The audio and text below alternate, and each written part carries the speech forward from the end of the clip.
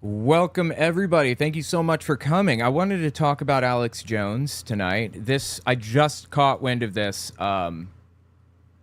this morning, maybe, or last night I heard about it, and I didn't have time to prep a story for it. As you can see, Alex Jones is crying. I'm just eating this. I'm eating this up. I'm sorry, man. I don't like seeing anybody suffer at all. I don't want anybody to die, for example. I don't want anybody to have a hard time with anything, But then I remember, I think about like Alex Jones and what he's done. And I think to myself, like, do you think that the parents who Alex Jones targeted to a degree that one of them committed suicide last year, do you think that they ever sat there crying? I bet he did. Because of Alex Jones, 100%. Let me read my transitions real quick. Hang on.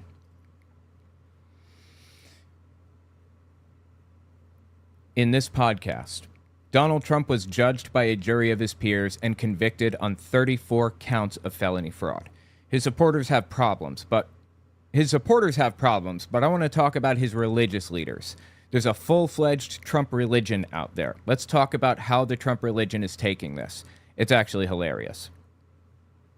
Let's talk about the insanity unfolding among Trump supporters now that Donald Trump is officially a felon. He made history, for better or worse. He's the first U.S. president ever to be charged with a crime and receive a conviction after leaving office. His supporters went completely off the rails. Televangelist Jack Hibbs says if you don't agree with him politically, you've forfeited your First Amendment rights. In fact, you've forfeited all of your rights. What happened to free speech warriors? I guess it goes out the window when it's inconvenient to his goals. This guy doesn't have a single principle he's unwilling to violate at the drop of a hat, does he? The Fresh and Fit podcast had Stu Peters on to talk about all the stuff this guy believes in. Being a Nazi, believing white people are superior to black people, the usual. Did I mention Fresh and Fit are black? They just sat there and listened. It was bizarre. Alex Jones lost a lawsuit brought by the Sandy Hook families. He lost. The court decided he owes $1 billion. He doesn't have the money.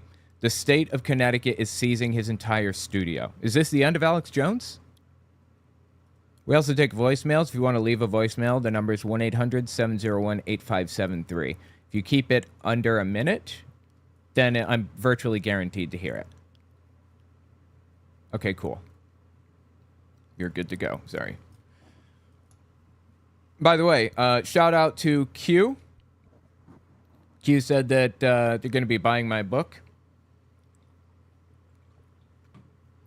So I appreciate that, Q. OwenMorgan.com if you want to check the book. I would really appreciate that. I used to give shout-outs for it, but I don't have a system that alerts me when it's purchased now because I've moved over to a different system other than Etsy, so yeah. There's that. Anyway. Alexa, set a reminder to process the book tomorrow at 1 p.m. Yeah, somebody bought one on Etsy. Alexa, stop! Didn't ask for a by the way. All right, let's talk about this, shall we? Let me set the camera here. Okay. I'm very yellow, right? It's because there's still light outside and it's messing with my lights. Give me a second, see if I can fix this. I didn't prep this story, so we don't have an outline here. I'm just going to wing it. I'm pretty good at improv, I think. I feel like I'm not yellow now, but I'm very white. Oh, yeah, and you know what else? I'll tell you what. I'm going to have you guys... Let's see. Yeah, my lighting is better now. That's much better. Let's create a poll, because I only have five... I have 5 stories, but only 4 slots for the story. So I'll tell you what we're going to do.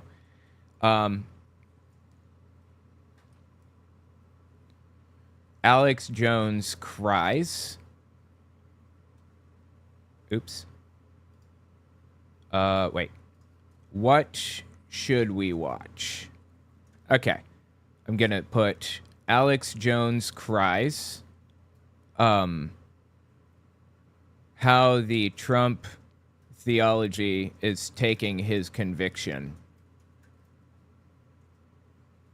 How Trump supporters reacted after his conviction. Yeah, it's different. So I'm talking about the theology behind it versus how his supporters acted, i.e. acted like fools, of course. They're not the same story, although they sound similar. Jack Hibbs, you don't have free speech. And then finally I have, what was it? Oh, yeah. Stu Peters on Fresh and Fit. Cool. Selection of multiple options. Range between 1 and 3. So, yeah, you guys can choose 1 to 3 stories, and we'll see who wants what by the end of it. Let's see here. Share, copy. Let me just paste it so you guys can see this. Let's see here. Just a second. Paste. And I'm going to pin it. I'm also going to pin owenmorgan.com in a little while. Damn it. I'm sorry. Hang on. I have to fix this. There we are. Okay. I think we're going to do Alex Jones first. And I feel like I'm not centered either. I'm not. Hang on. Let me just... have to be just right. Close enough. All right, let's talk about Alex Jones. Looking like there's a lot of support for the Trump supporters and the theology. And then Jack Hibbs is a close fourth. Interesting. I thought for sure it'd be Stu Peters. That guy is fucking wild. I'm sorry, man. That's crazy. Wow, I have an unusually high number of people for this early in the show. Okay, well, let's do it, shall we?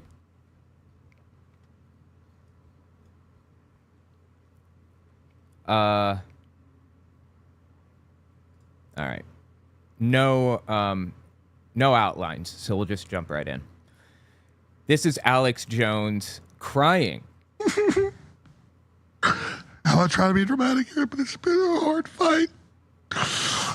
These people hate our children. Hate our children? What?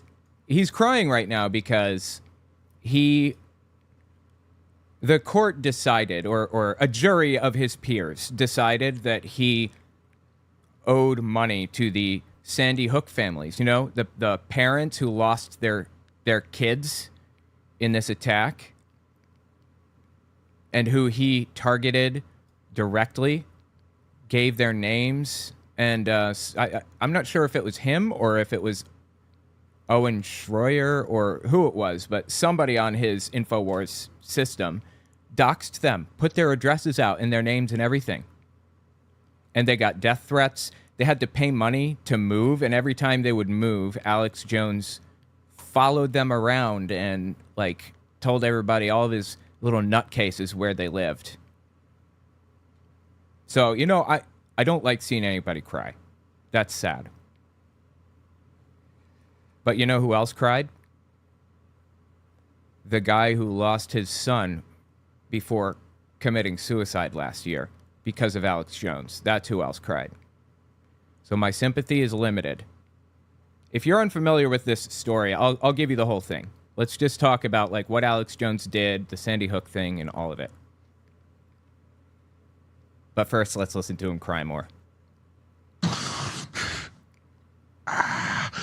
Just take more calls. Go ahead, do the next person. Oh, it's so painful, dude. Just take more calls. Go to the next person. Here's another clip from the same thing. He's literally just sitting there breaking down on air, crying. I don't remember which day this was. By the way, all of this was like early June 2024. I've been gaslit. I've had secret federal filings filed on me that I'm committing crimes, referred to the Justice Department. How does he know any of it? It was secret stuff? How would he know then? Which, of course, wasn't true. We'd already filed it in federal court months before. They didn't even check this shit. If you're going to fucking frame somebody and fucking lie about them to goddamn federal court. Thanks for the language, Alex. I'm going to have to put some duck quacks in now. The fucking know it's already filed the goddamn court, you bastard. So fuck you. And fuck anybody else that tries to go on with your shit. You want fucking war, you fucking got it. I told you one more fucking lie, and I was going to do this, all right? Do what? What's he going to do after somebody lies? What's he even talking about right now? This is like Greg Locke claiming that some of his fellow televangelists, Kenneth Copeland, Joel Osteen, and others, he has images of an inappropriate nature of children that he has, and let me rephrase. He has those images because he's holding them as evidence against Kenneth Copeland. He found them on Kenneth Copeland's phone or something. And if he dies, then there's a kill switch to send these pictures to the police. Why do you have those? Give them to the police. What are you doing? I don't care what reason you have. That's illegal to own. Is that what he's saying here, Alex Jones? Is he saying he's got some of that stuff, some of those pictures that he's going to use against people or something? Court, you bastard. So fuck you. And fuck anybody else that tries to go on with your shit. You want fucking war, you fucking got it. I told you one more fucking lie, and I was going to do this, all right? I tried to sustain this place. I didn't believe America was as corrupt as this. I didn't believe we were this fucked, and we are this fucked.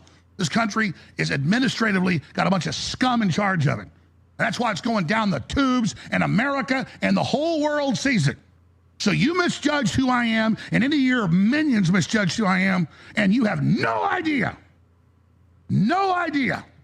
No, I know exactly who Alex Jones is. He's the kind of person who would lie on camera, knowingly, that was decided by a jury, knowingly lie about families who lost their kids in an attack on a school and spread their name around in his little extremist groups so that people can stalk them and act like nutcases. I know who you are, Alex. I know exactly who you are. No idea. So go ahead. Try to jerk off some operation to shut the doors here and do that. My God, dude. I'm going to have so much editing to do. I'm sorry. I'm just fixing my lighting now because it's changing outside, so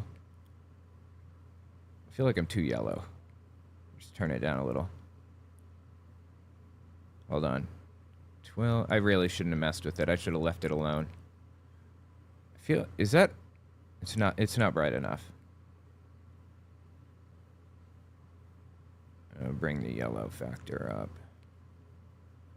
and turn it down a little. All right, I'm just leaving it where it is. Turn it up a little. There. I'll just leave it there. Sorry, it just bothers me if it's not right. And prove everything I said. It doesn't matter. And I don't sit there and make threats. I make promises. By the way, guy on the left is Owen Schroyer. He had a big part in this. I believe he's the one that doxed the families. I don't remember exactly what it was he did. He doxed them, I think, and he also further perpetuated this whole lie without vetting it at all. Like, literally at all. Somebody handed him a piece of paper from a known propaganda website, and he just read it verbatim, basically said, oh, look, turns out the Sandy Hook family's blah, blah, blah, whatever. See, they're crisis actors. It's fake. It's all fake. Just straight up disgusting, dude. I haven't had time yet to dig it out of my phone, but I will. And is he talking about the CP images that he has over the heads of what, FBI agents or something? What is he going to dig out of his phone?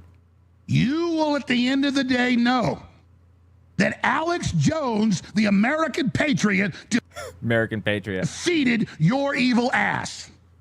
You guys want to comment? Well, I'll just say. Yeah, anyway, God, it's so entertaining. There was a lot of stuff that happened. Hold on. Is this the one? Let me see. Jones, I think everybody needs a war. Yeah, here we go. Here's another example of him just melting down on air. We have to stay here. We have to let them shut us down. We have to stand all the way to the end, and we're going to win. You can hear it in his voice. I don't know if this is real, if he's actually crying, or if he's a crisis actor, if you will. I don't know. But I'm still enjoying the hell out of it. Sorry. Jones, I think everybody needs a war cry, man. Can you muster a war cry? It's a big joke. It's not really, though. I mean, it is, but it isn't. It's also inspiring. It's inspiring for somebody to... You know what? Okay, fine. Whatever. My voice will completely go into this, but it's fine. It's my resistance to them. It's a God's transmission. It's a human under attack.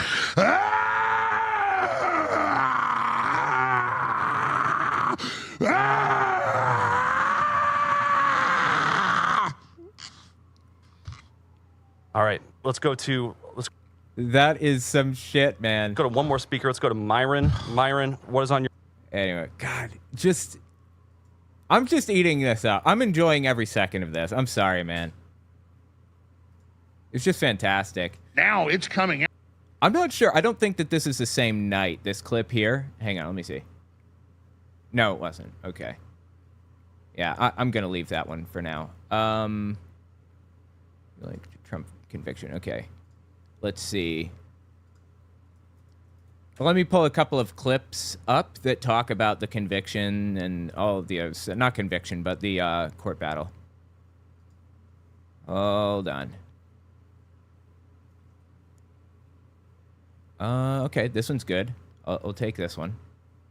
Just give kind of a rundown of the case previously, a little bit. Oh, yes, this one definitely needs to go up. Oh, God, yes. These are so entertaining.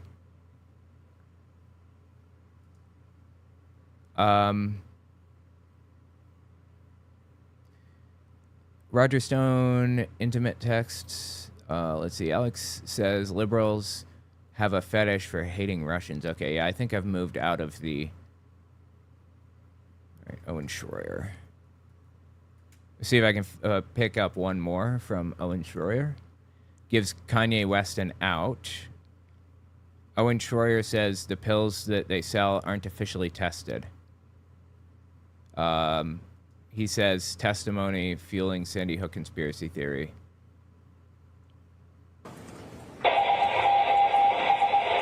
Oh, that's right. I remember that one. That's the one I was looking for. You didn't check the source. Yeah, okay. We'll go through these. If you don't know this whole situation, Alex Jones was demonizing families, victims of Sandy Hook. So Sandy Hook was a school in Connecticut, and it was attacked with a shooter. I'm trying to say this in a monetizer-friendly way.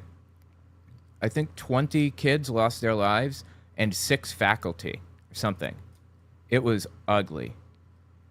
And it was under Obama, I think. Well, anyway, Alex Jones started lying about them, like flat out lying. He started saying that they're crisis actors, they're faking it, all kinds of messed up stuff. And not only did he say that they're faking it, but I believe InfoWars even doxed their information, like their addresses and their names and stuff. And they had to move multiple times because Alex Jones and Owen Schroyer, one of his other hosts on InfoWars, this guy on the screen here, these guys kept following them around and spreading their information, and Alex Jones nutcases were stalking them. As I said earlier, it finally got to the point where one of the dads who lost his kid checked out because of Alex Jones, because of what he was doing. Last year, he checked out. Inexcusable. I have very little sympathy, but he was brought to court in a civil matter. They sued him. The families sued Alex Jones to make him pay restitution to them, basically a punitive amount, and refund them for all of the money they spent moving, because they had to move because of him. And they were awarded, I think, a total of $1 billion between all of them. And this attorney right here on the right, oh, he is a king, man. Standing up there right now in the blue jacket. He is awesome. I love this guy to death. So Alex Jones was ordered to do a whole bunch of things. Like, he was ordered to show up to court. He just didn't show up in one of his other trials, I think in Texas. Just didn't come. And as a result, it defaulted to the plaintiff. The judgment defaulted to them. And he's been ordered to pay all of this money in addition to the Sandy Hook one, or in addition to this Connecticut lawsuit. He refused to turn over evidence on his phone. He just wouldn't do it. And then in one of the, court appearances or whatever, when he's testifying, this happened. Listen to this. By the way, all of this happened, this is, I think, July 28th, 2022. Yeah, July 28th, 2022, I believe. There's all of the stuff in there. He cannot now come into court and claim 2.3 gigabytes of phone material, blanket designation of confidentiality. The protective order prohibits that. So you can't claim that your phone is 100% completely protected, like they have a right to access some of that information. Like texts between Alex Jones and InfoWars staff to see if he really did know. And he did. He knew. You must identify specifically the documents that are. And things like Mr. Jones and his intimate messages with Roger Stone are not confidential. They are not trade secrets. None of them. There's been no protection ever asserted over these documents. And frankly, I'm sorry, hang on. Give me a second.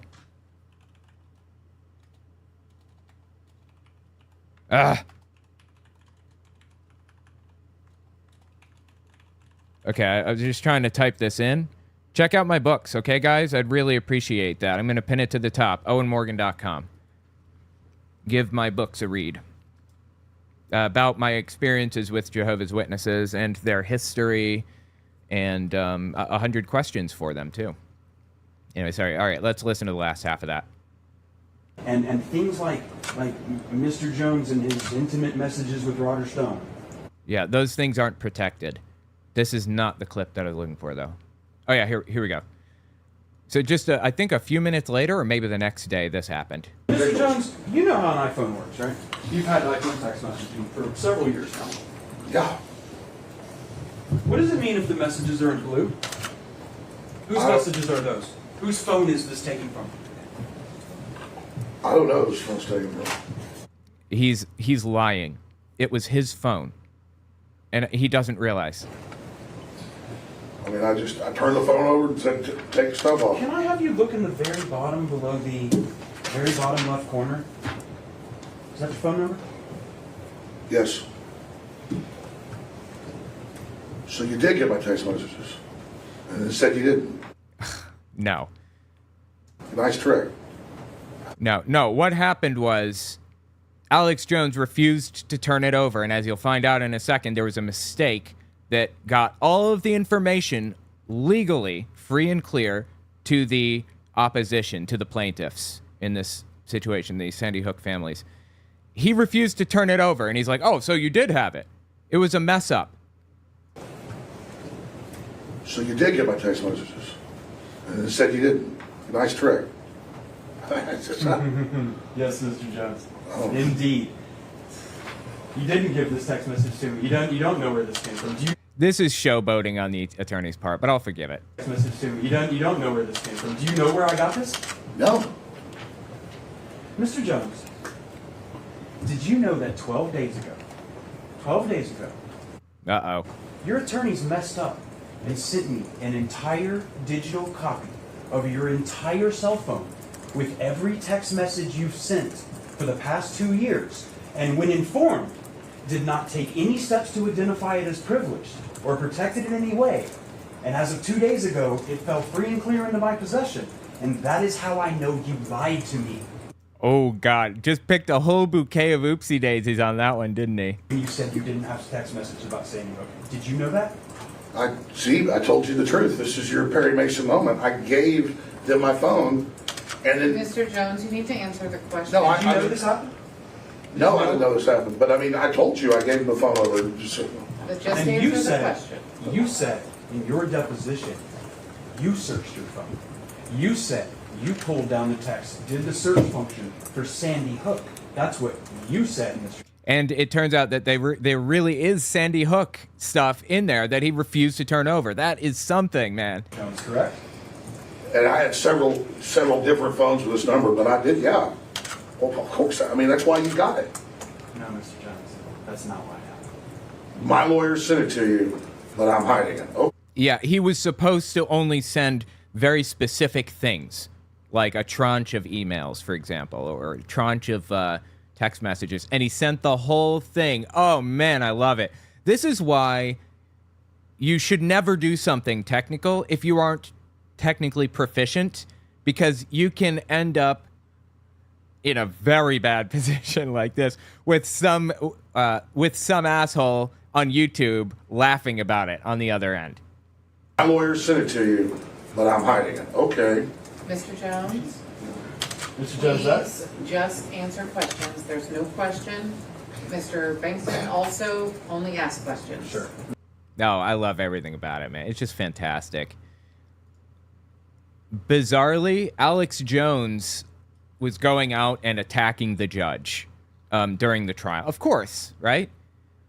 But that's, like, illegal in many cases. You have to be really careful about that. The judge basically was planning to, like, punish him for this. She said, I'm going to put a gag order on you, just like with Donald Trump. And he said, I'm not talking bad about you. What are you talking about? And then he goes out there and just talks shit about her, like, the very next day. And she said, I'm going to instruct the jury that you're a liar tomorrow. That's not what happened. I mean, it's unprecedented. Then she ordered my lawyer to violate attorney-client privilege and tell her about our private conversations. Well, the lawyer has to say things in some specific cases. And also, she wrote jury instructions. It said Alex Jones lied about not having text messages on this subject in his phone, basically. That was in the jury instructions and part of the evidence. That's what he's talking about. But he's the victim in this, right?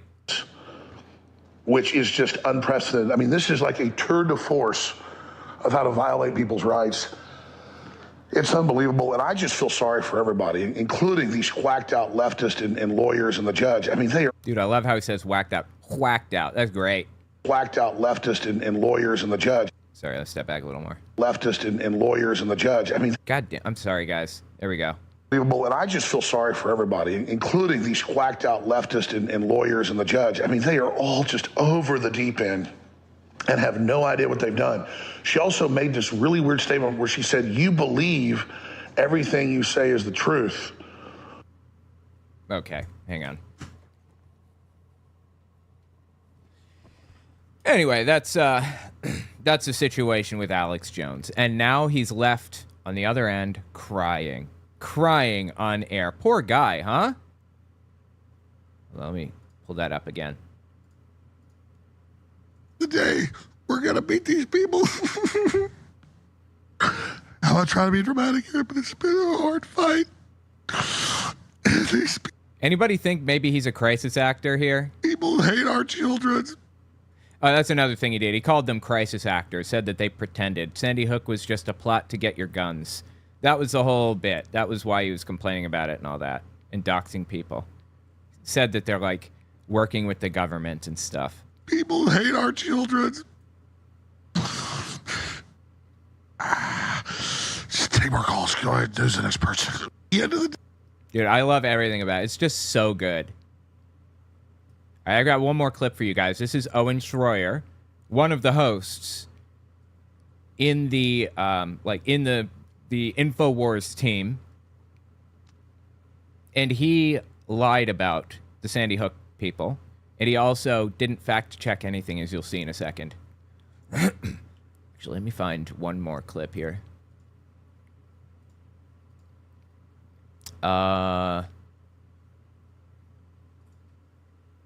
Which one is it? Which one? Is this the one? Yes, this is it. Okay.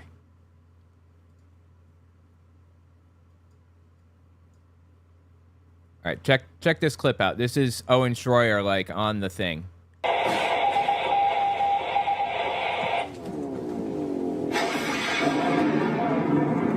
So, folks, now, here's another story. You know, I don't even know if Alex knows about this, to be honest with you. Alex, if you're listening and you want to, or if you just want to know what's going on, Zero Hedge has just published a story.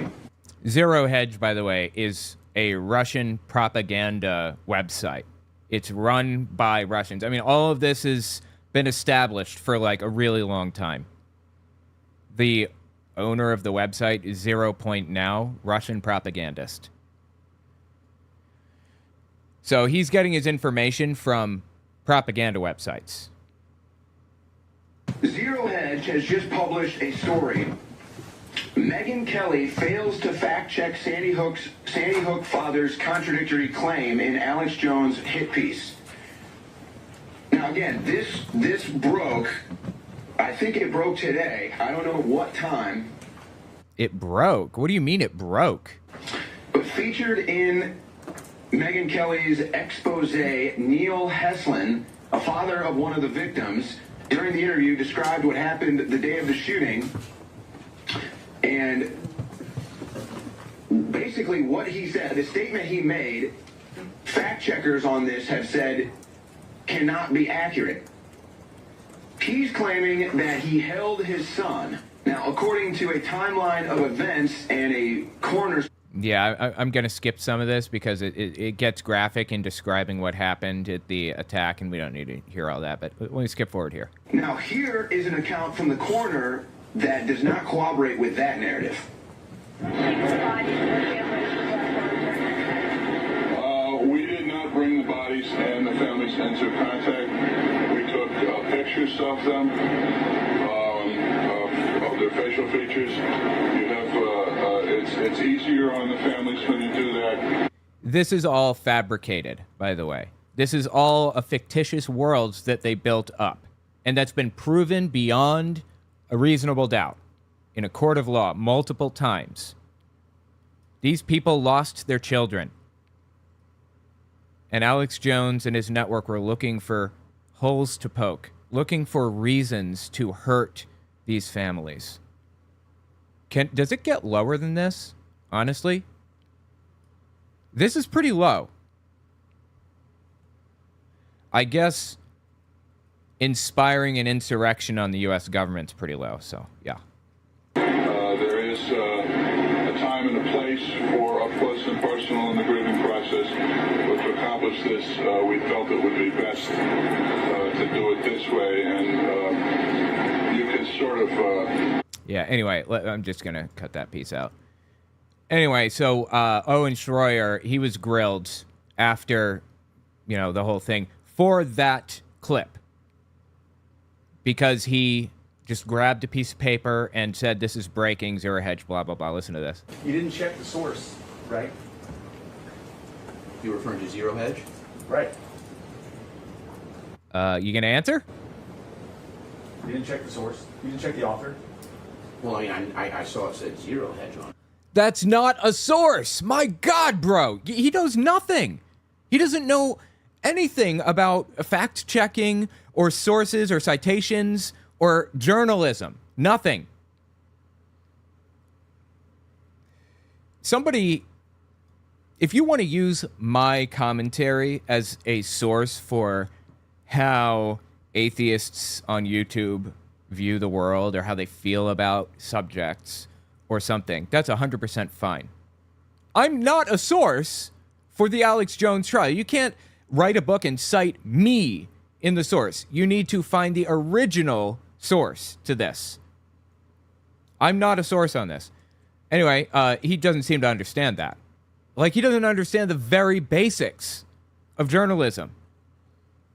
Like, I'm not a journalist and I know this. You didn't check the source? You didn't check the author? Well, I mean, I saw it said Zero Hedge on it. Okay, that's the website, right? Yes. That's not where it originated from, though, right? Well, to me it was.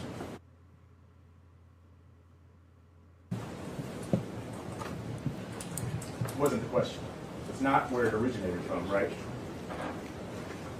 Well, it was published on Zero Hedge. That's where I saw it. But So did he, like, reputable news websites will have a link to the original documents. Yeah, there's been a bunch of stuff going on with Donald Trump recently, and propaganda spreading and fact checks had to come out on Reuters and AP News. The fact check was, did the judge in Trump's conviction trial, in his, in Trump's fraud trial, did the judge instruct the jury that it doesn't have to be a unanimous vote? The answer is no. The judge did not instruct the jury of that. It did have to be unanimous. But, people lie, of course. Rudy Giuliani comes out here and just lies about it. Blatantly. Flagrantly. So they did a fact check. And you know what AP News and Reuters used as the source? The original document. They had a photocopy of the jury instructions that you can click and pull up. That is a source. And you know what? If the website has a source on it, you can use that as a source. You probably shouldn't, but you could. But Zero Hedge has nothing on it. It's just saying things without any evidence at all. But obviously, I understand the author was, I believe, something called 0 Point Now. Right. You think it's his real name? I doubt it. Right. So somebody called 0 Point Now writes something on a website called iBankCoin, which is then picked up by Zero Hedge. You do absolutely nothing to determine if any words in this have any accuracy at all, and you play it on air and make comments about it, right? Yes. You have no idea who that is, right? No. You have no idea if they're a reliable source or not, right? No. You've never heard of that person before. Or I believe so, no. Pseudonym or whatever it may be, right?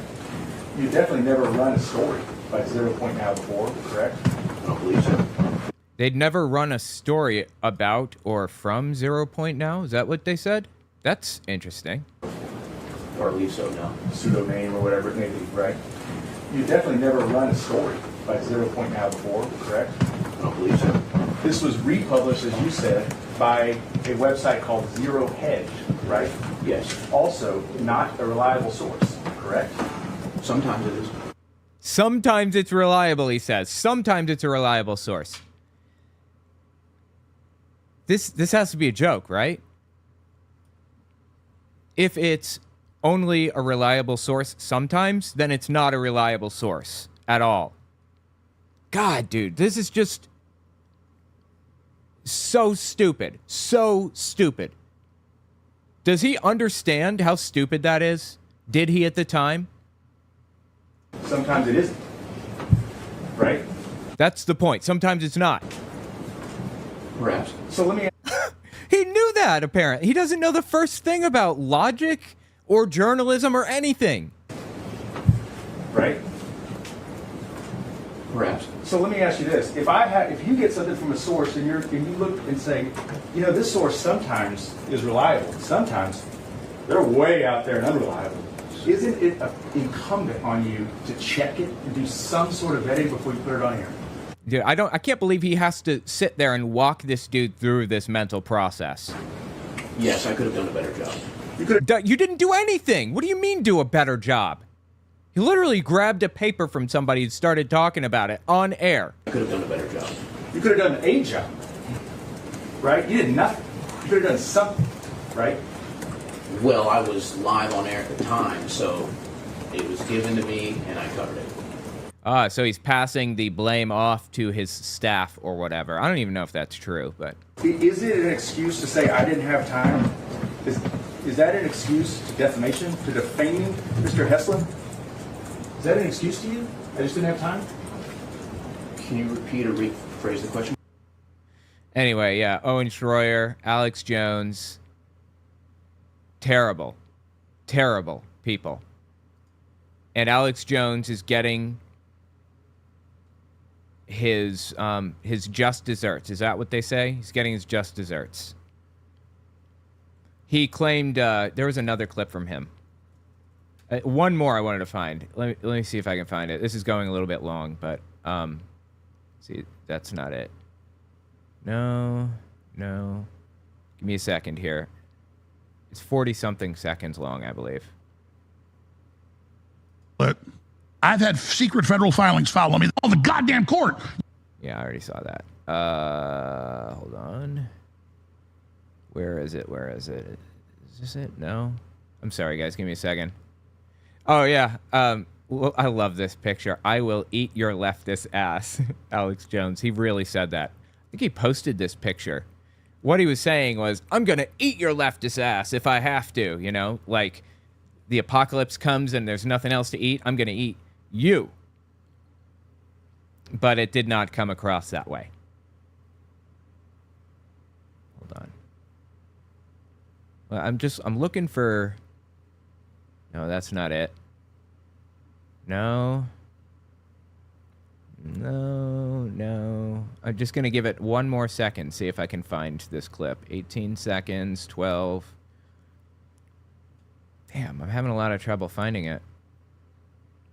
But I have gone through this, like these sections. I did skim through these earlier. This is what I get for not writing an outline and prepping it and downloading all these clips earlier. I really should have done that. No, he's crying there. Is this it? Gaslit. I've had secret federal filings filed on. No, we saw that one. Damn. Oh, 123. I saw that one too. Hold on. No. I've literally fought these people from day. But this is a little bit longer. Let's see. I did it God's way. I've literally fought these people from day one, knowing who are these people, quote unquote. I was right. But this is probably our last broadcast.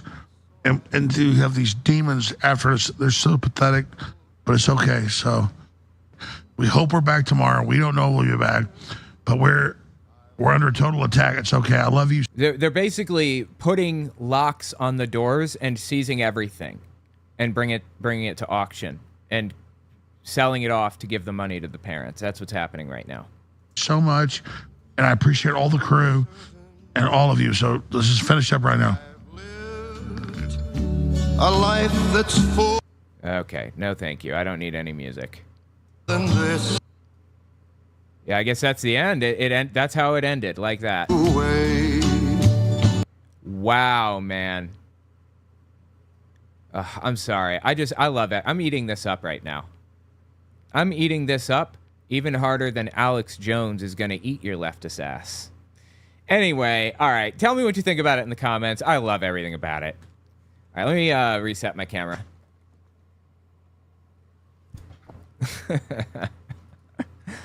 Man, I didn't find the clip I was looking for, unfortunately. Wait, is it? No, that's the same one. Yeah, this is a waste of time. I shouldn't even be bothering. Yeah, no, I can't find it. I'm going to save these, so let me create a group. Alex Jones. Move that in there. Ooh, God, I just moved the tab, and now it's all messed up. That sucks. Okay, the next one we're going to hit was from the polls. Trump supporters and Trump theology. So we'll hit those two, and then we'll hit Jack Hibbs. So let's see here. I'm going to hit Trump religion first because that's the one that I have prepped first in the list. And this one's a little bit longer, too. Give me a second. I'll read super chats. Second here. Where the hell did my outline go? Here it is. Okay.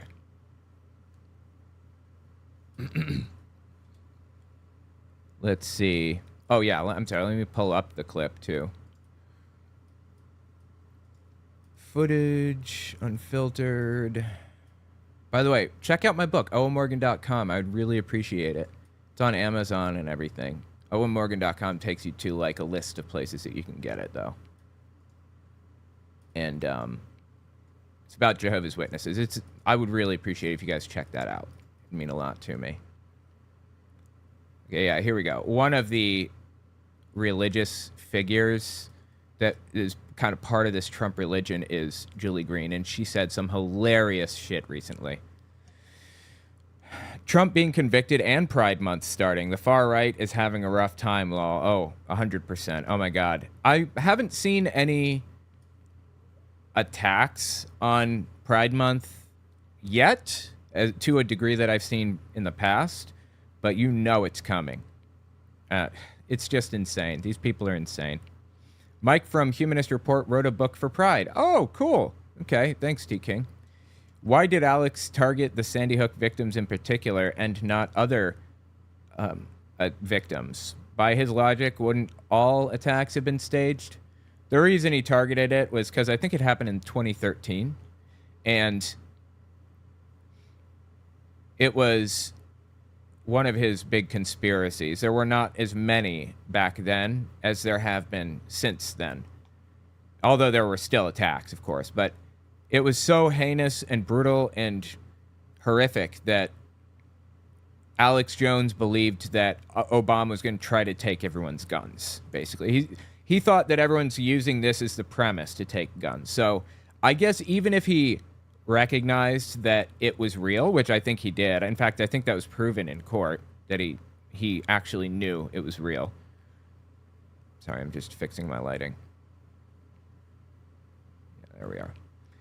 Even if he knew it was real, he wanted to demonize it and pretend it wasn't, because that would prevent it from having any effect on Obama taking guns. I mean, that was his thought process.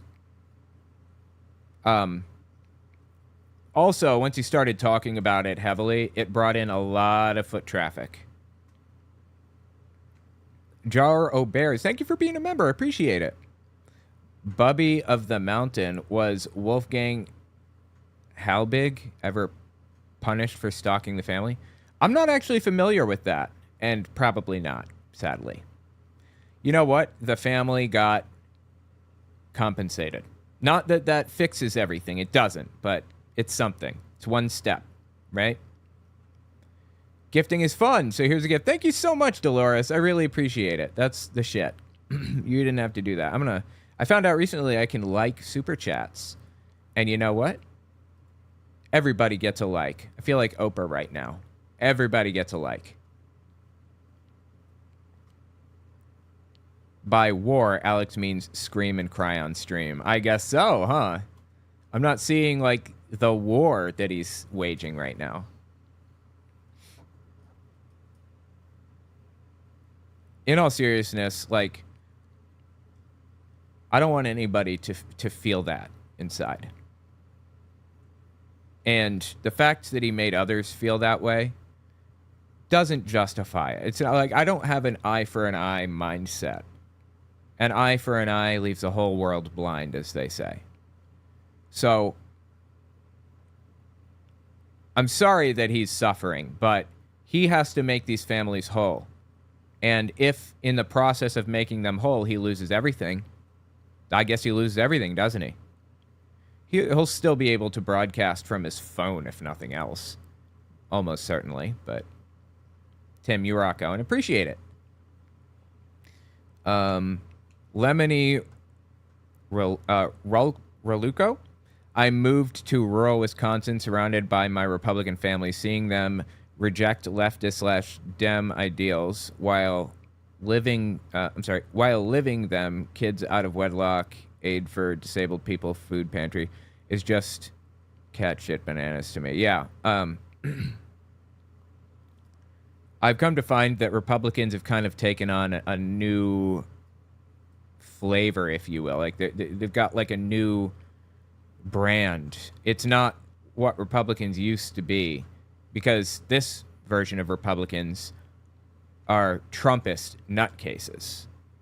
Although they still use the same lines of logic to arrive where they are, which is to say there is no logic there. But, yeah, they're a new breed now, a violent breed. Anyway, thank you guys so much for the super chats. I really appreciate that. Let's hit the next one, shall we? This is Julie Green. Reset the camera. Now, let me fill my water real quick, and while I do, you guys get to listen to... Actually, let me play Julie Green. I'll let you guys listen to her for a second. Hold up. Breaking news will be heard that will rattle the enemy's camp. Innocent. This ruling will be heard. The case has fallen apart.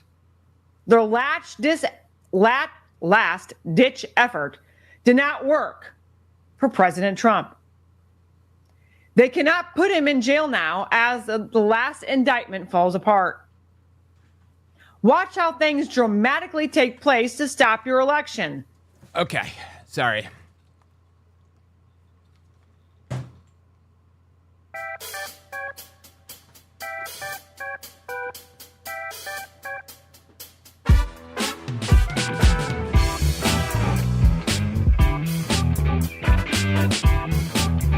Okay, thanks for the wait. Let me find a better picture of her because this is really, really grainy. Is there really not a better one? Okay. This is Julie Green on screen. She is a member of the Trump religion. I don't mean just Trump supporters. I mean actual full-fledged real theology behind Trump, okay? They have freaked out since he was convicted on 34 fraud charges. So I want to tell you guys about the Trump theology, what they believe, how they arrive at their conclusions, and how they absolutely lost it over his convictions. We actually got some hilarious clips out of this. By the way, Julie Green is big. She's got 500,000 subbies on Rumble, I think, something like that. Extremely influential. Gets millions of views per month. Millions. All right, listen to what she said here. This is the day before Trump was convicted, before the jury decided.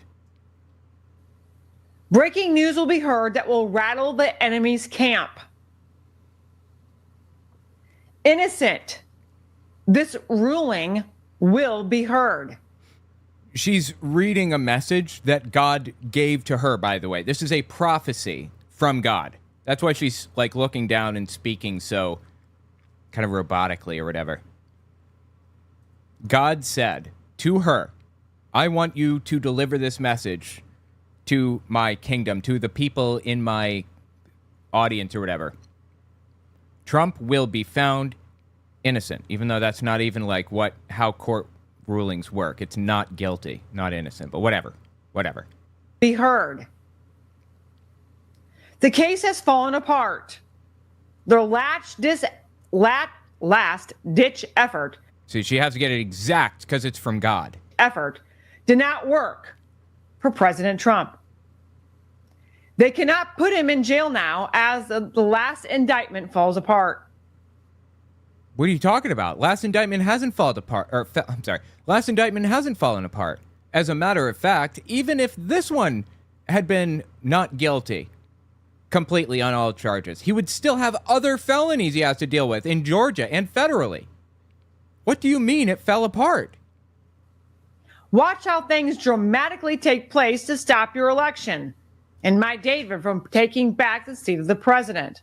My David, God's David, I guess, is supposed to be Trump, of course. That's part of the theology. They believe he's like David from the Bible, the Old Testament. But your enemies cannot stop the freight train coming against them, because it's me, saith the Lord of hosts. Why does she drag it out like that? Whatever. Hang on. Got some lip chap. Lip chap. I'll put this on. Ugh.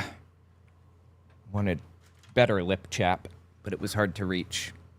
I got it. Just pulling this puppy open. There we are. Got proper lip chap now.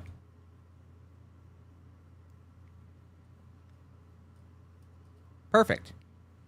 Now my lips will be shiny and glossy. All right. So that was Julie Green. She prophesied before the conviction, before Trump's conviction, that there would be no conviction. Not for nothing, but there is a remedy for false prophets outlined in the Bible. I don't believe in that. I don't want the death penalty for anybody. Ever. But if she believes in the Bible and she's doing this whole prophecy thing, it seems to me that, like, false prophecy came along with the death penalty, right? When the instructions were outlined in the Old Testament about how to go about being a prophet and how prophets work and all that. So how did she respond? So how did she respond after Donald Trump was convicted? Let me just jump forward. I'm going to hit that text or that tweet in a second. This is her response the very next day. He says, there will be no guilty verdict because there's no crime. He will not do any time behind their bars and their... Oh, I'm sorry. Hang on. No, this one... Yeah, this is from the next day. There will be no guilty verdict. There was a guilty verdict. Not do any time behind their bars and their prisons. No, they will not get what they wanted. No, not at all. We can say, well, that was not true because there was a guilty verdict. Yes, exactly. Look, he says there will be no guilty verdict because when somebody is exonerated, it's like it never existed in the first place. So you think Trump's going to have his record expunged? What? He can't be exonerated now. He's been convicted. I guess you could bring the trial again if new evidence comes to light to prove he didn't do it, but I think that's the process. But he did it, okay? Without, beyond a shadow of a doubt, he's guilty here. Judged by a jury of his peers. There's no wiggling out of this. Oh, yeah, and Julie Green said there'd be no guilty verdict. I'm sorry. Julie Green said there would be no guilty verdict. Does not get clearer than that. How does she, like, grapple with that? I can't wrap my head around this. In the first place, you can have a fake inauguration. Doesn't mean the person in that place is a real president. You can have a fake king. Yeah, okay, fine. But you said Trump would not have a guilty verdict. Not Trump is innocent, but he would not have a guilty verdict. You're using court language. She's talking about the jury trial specifically. Not about, like, in a, what's the word I'm looking for here? Not about... in a holy sense, God doesn't view it that way. That's not what she was saying very clearly, right? This is ridiculous. To be coronated doesn't mean he's actually king.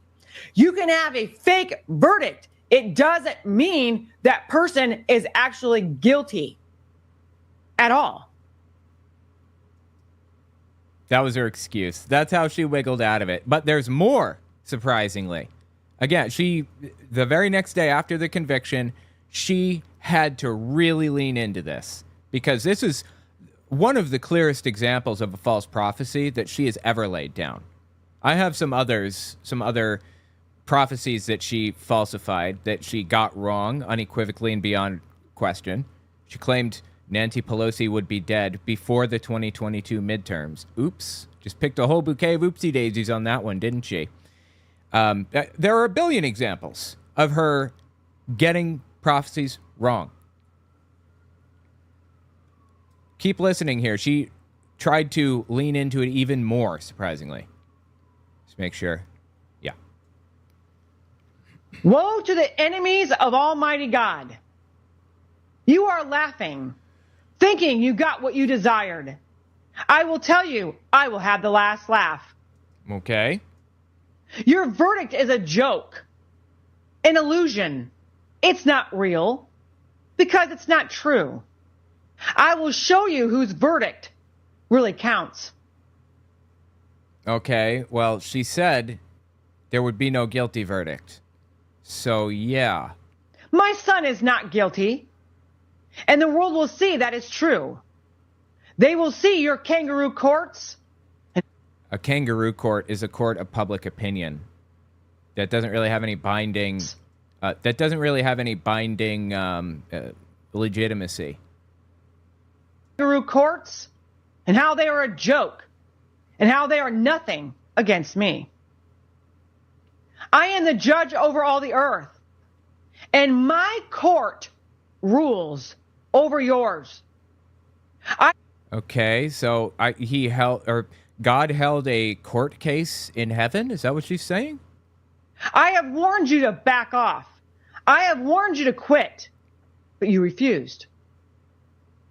Well, God hasn't warned anybody to back off or quit anything. Julie Green claims to hear the voice of God, and she's saying that God is telling her to tell the audience to back off. Ridiculous. Don't get comfortable celebrating, because it won't last that long. Again, I say, you do not have my David where you want him, but I have you where I want you. I will open the doors wide and show the world a sham of a case this was. Great. Why didn't God do that during the case? We could have closed the book on this. He very easily could have proven that Trump didn't do it instantly. He could have put it in the minds of the jury. Don't convict Trump. There was somebody on the jury who gets their news from Truth Social. Really. Donald Trump's social media network, Truth Social. They get their news from that. There's one person who gets their news solely from Fox News. That's it. And they still voted to convict. It does not get clearer than that. He's guilty. Sham of a case this was. I will show your place. You have brought your indictments. You have brought your supposed charges against him. You have proclaimed him guilty. Well, you will see. You can't get past me. Any 5 minutes now, right? Yeah, so we're looking at 9 o'clock on, 2,000 years. Been 2,000 years. Actually been 5,000 years, if you think about it, since God said that he's going to send a Messiah and all that junk. Not actually 5,000 years. The Old Testament was actually written between 600 BCE and like 800 BCE, roughly, but that's neither here nor there. Wait, that's the end, right? Oh, no, it's not. Apparently, we got more here. This won't last. Your joyful laughter and smug actions in front of your cameras. Your show is about to end. And my children are about to laugh. And they will see you fail. And they will see you exposed. Remember, this is a Trump theology. I'm going to explain that in just a minute. You will be embarrassed. You will be put to shame. You will be tried and convicted. I told you you will reap what you have sown. You got what you wanted. You thought. Until you see me.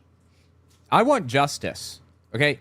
If Trump is innocent, I want him to be found not guilty. I believe in justice. In this case, he was guilty. Legitimately. And I'm about to do to you what your judges, your lawyers, your court system, and your government, it will come crashing down. And you will scatter before me. Any 5 minutes.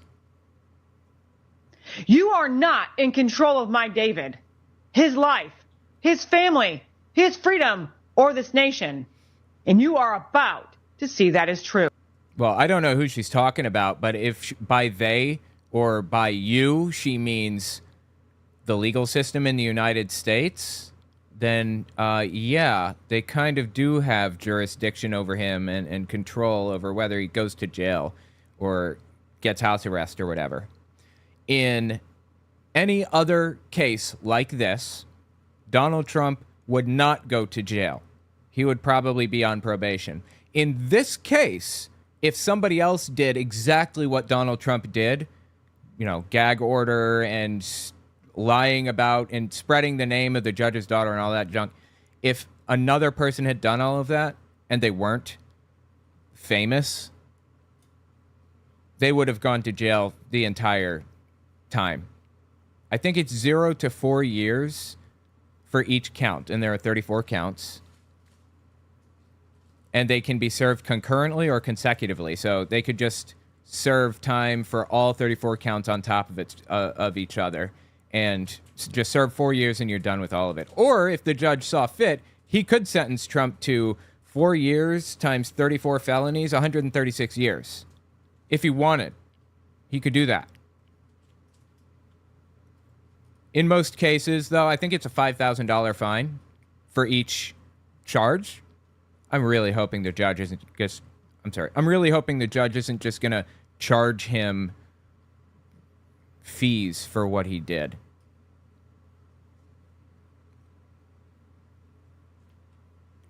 After the conviction,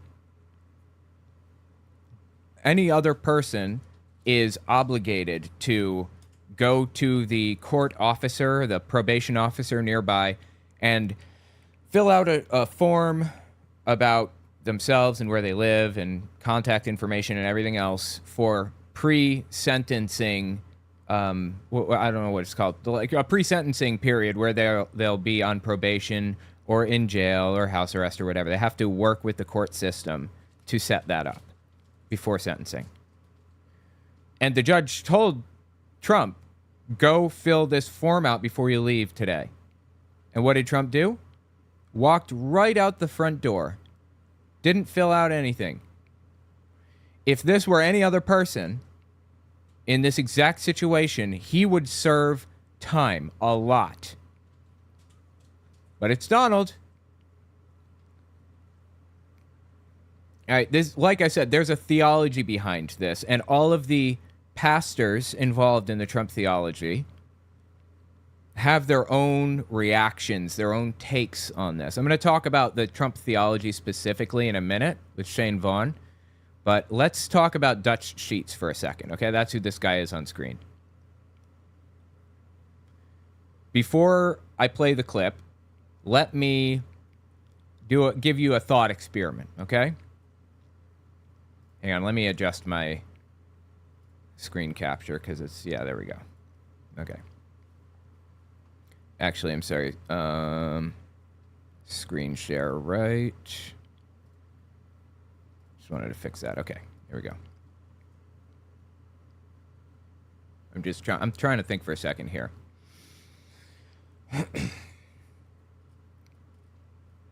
Imagine this, okay? I'm just kicked out of my house.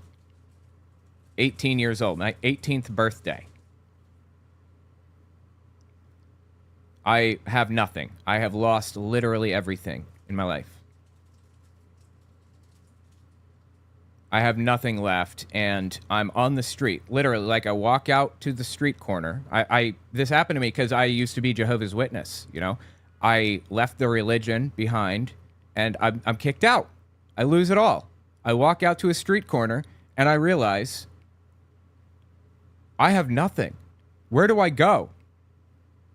I'm standing at a street corner. I'm looking left. I'm looking right. Which direction do I go? I have no reason to go anywhere.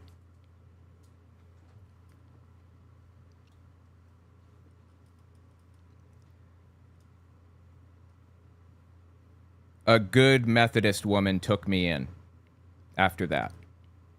She loved Jesus to death. To her dying breath, she loved Jesus. I'm not a Christian. I'm an atheist. But she loved me anyway. She knew that I still believed in Jehovah's Witnesses in that moment and that we had deep theological disagreements. She loved me anyway. She knew I had nothing. Christmas time rolled around. I was married to her granddaughter. Christmas time rolls around. I had nothing. I didn't have any money to get gifts for anybody.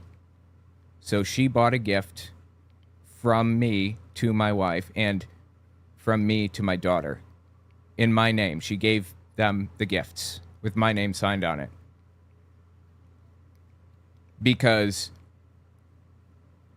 she followed Jesus' instructions. Take care of the poor. Love your neighbor as yourself. Do unto others what you would have done to you. The old story about, or the parable with Jesus saying, there are going to be sheep on one hand, goats on the other. He's going to separate people into those categories. And he says that the sheep took care of him when he's hungry and, gave him a place to sleep, gave him a place to sleep, gave him a drink when he's thirsty. And they said, Lord, we didn't do any of those things. Why did you pick us to be in this group? And he says, what you've done to the least of my brothers, I've done. What you've done to the least of my brothers, you've done to me. And that was Sue. That's what she did. She took care of everybody around her. Hang on.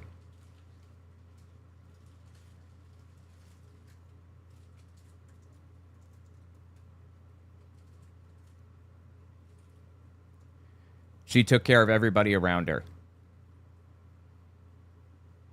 And she didn't have to. And then she died. She was the only person to truly care about me. Everybody who cared dropped the ball. Everyone who was obligated to care, parents or whatever, grandparents and aunts and uncles, their family is supposed to care. Not one of them cared, except Sue. And she died. Now, I hope that I've instilled in you the feelings that I have about this. Deep sadness, heart-wrenching, painful loss and sadness. Going into this, I hope you retain those feelings so that you understand how the Trump cult views Donald Trump and what's happening and all of that. This is Dutch Sheets, a leader in the Trump religion. He's a pastor, effectively. Just listen to what he said here. This is the next day after Trump is convicted. Oops, sorry, it's not. As I was praying and writing the earlier post, the one I'm now saving, a friend called to talk about an unrelated matter, but during the conversation mentioned the sad condition of America. The floodgates opened. I began to weep to the point of being unable to speak. I couldn't finish our conversation. He, knowing this was travail from Holy Spirit, graciously ended the call. Dutch Sheets cried, wept. He wept because Donald Trump was convicted. He's found guilty. Dude's not even going to jail right now, okay? We don't even know if that's happening. But he wept like he had lost the most important person in his life. That should tell you something about where their heads are at. These people are lost.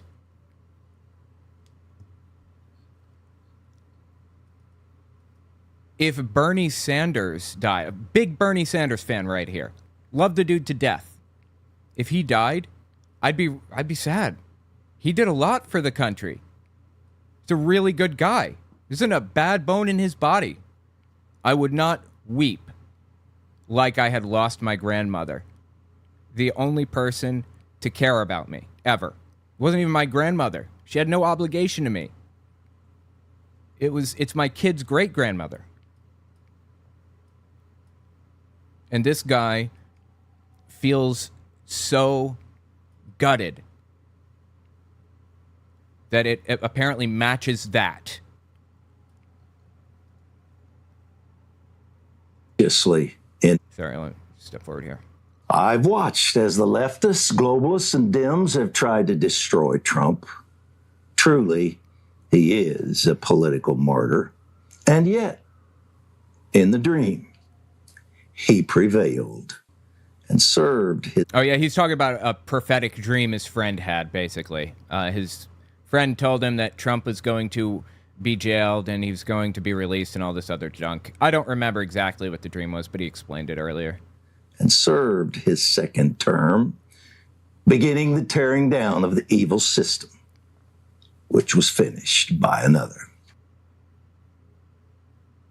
Oh, that was the end. So the guy weeps. He weeps over Donald Trump.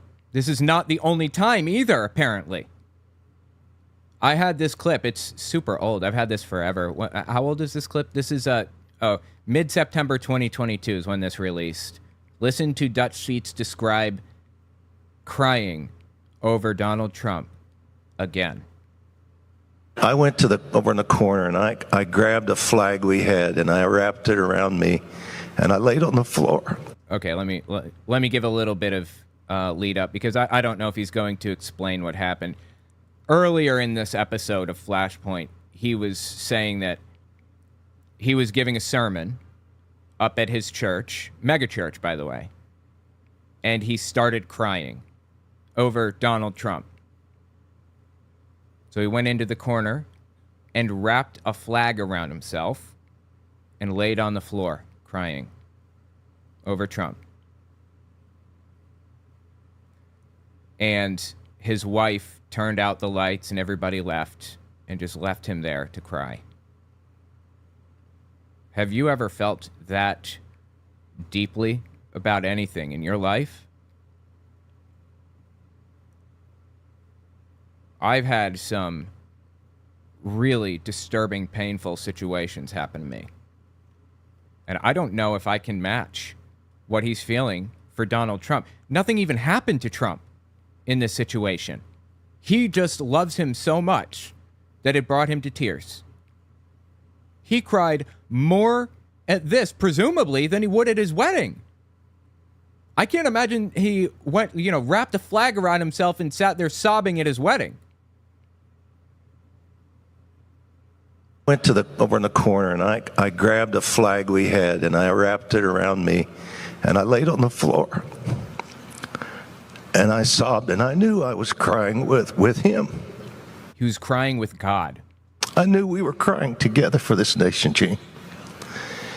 And it became so intense that at one point I said, and I meant this was not hype or I'm not trying to be sensational here. You know it's going to be something sensational. I said, God, please, you have to stop this because my heart is literally going to break and I'm going to die. And I said, please don't kill me. So for 3.5 hours this happened. And 3.5 hours. 3.5 hours. The dude laid on the floor wrapped in a flag after his sermon ended abruptly because he's sitting there crying in a ball.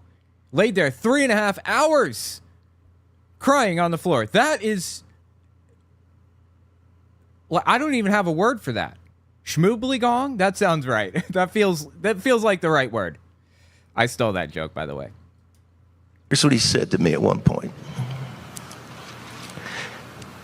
And I know this was God. And I could never, ever, ever be convinced this wasn't God. Okay. He said, I must have this nation. Why don't you get a little bit closer to the microphone there, Dutch? I'd appreciate that. Well, God can just take it, can't he? He's free to nab the nation anytime he wants. Why is he telling Dutch that he must have it? I must have this nation back.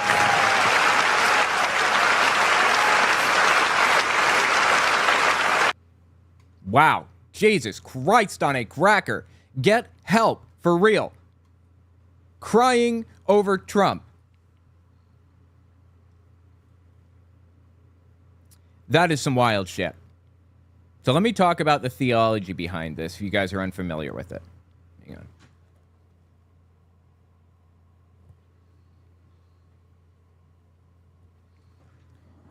I've talked about the theology behind this before, but I haven't talked about it in a while.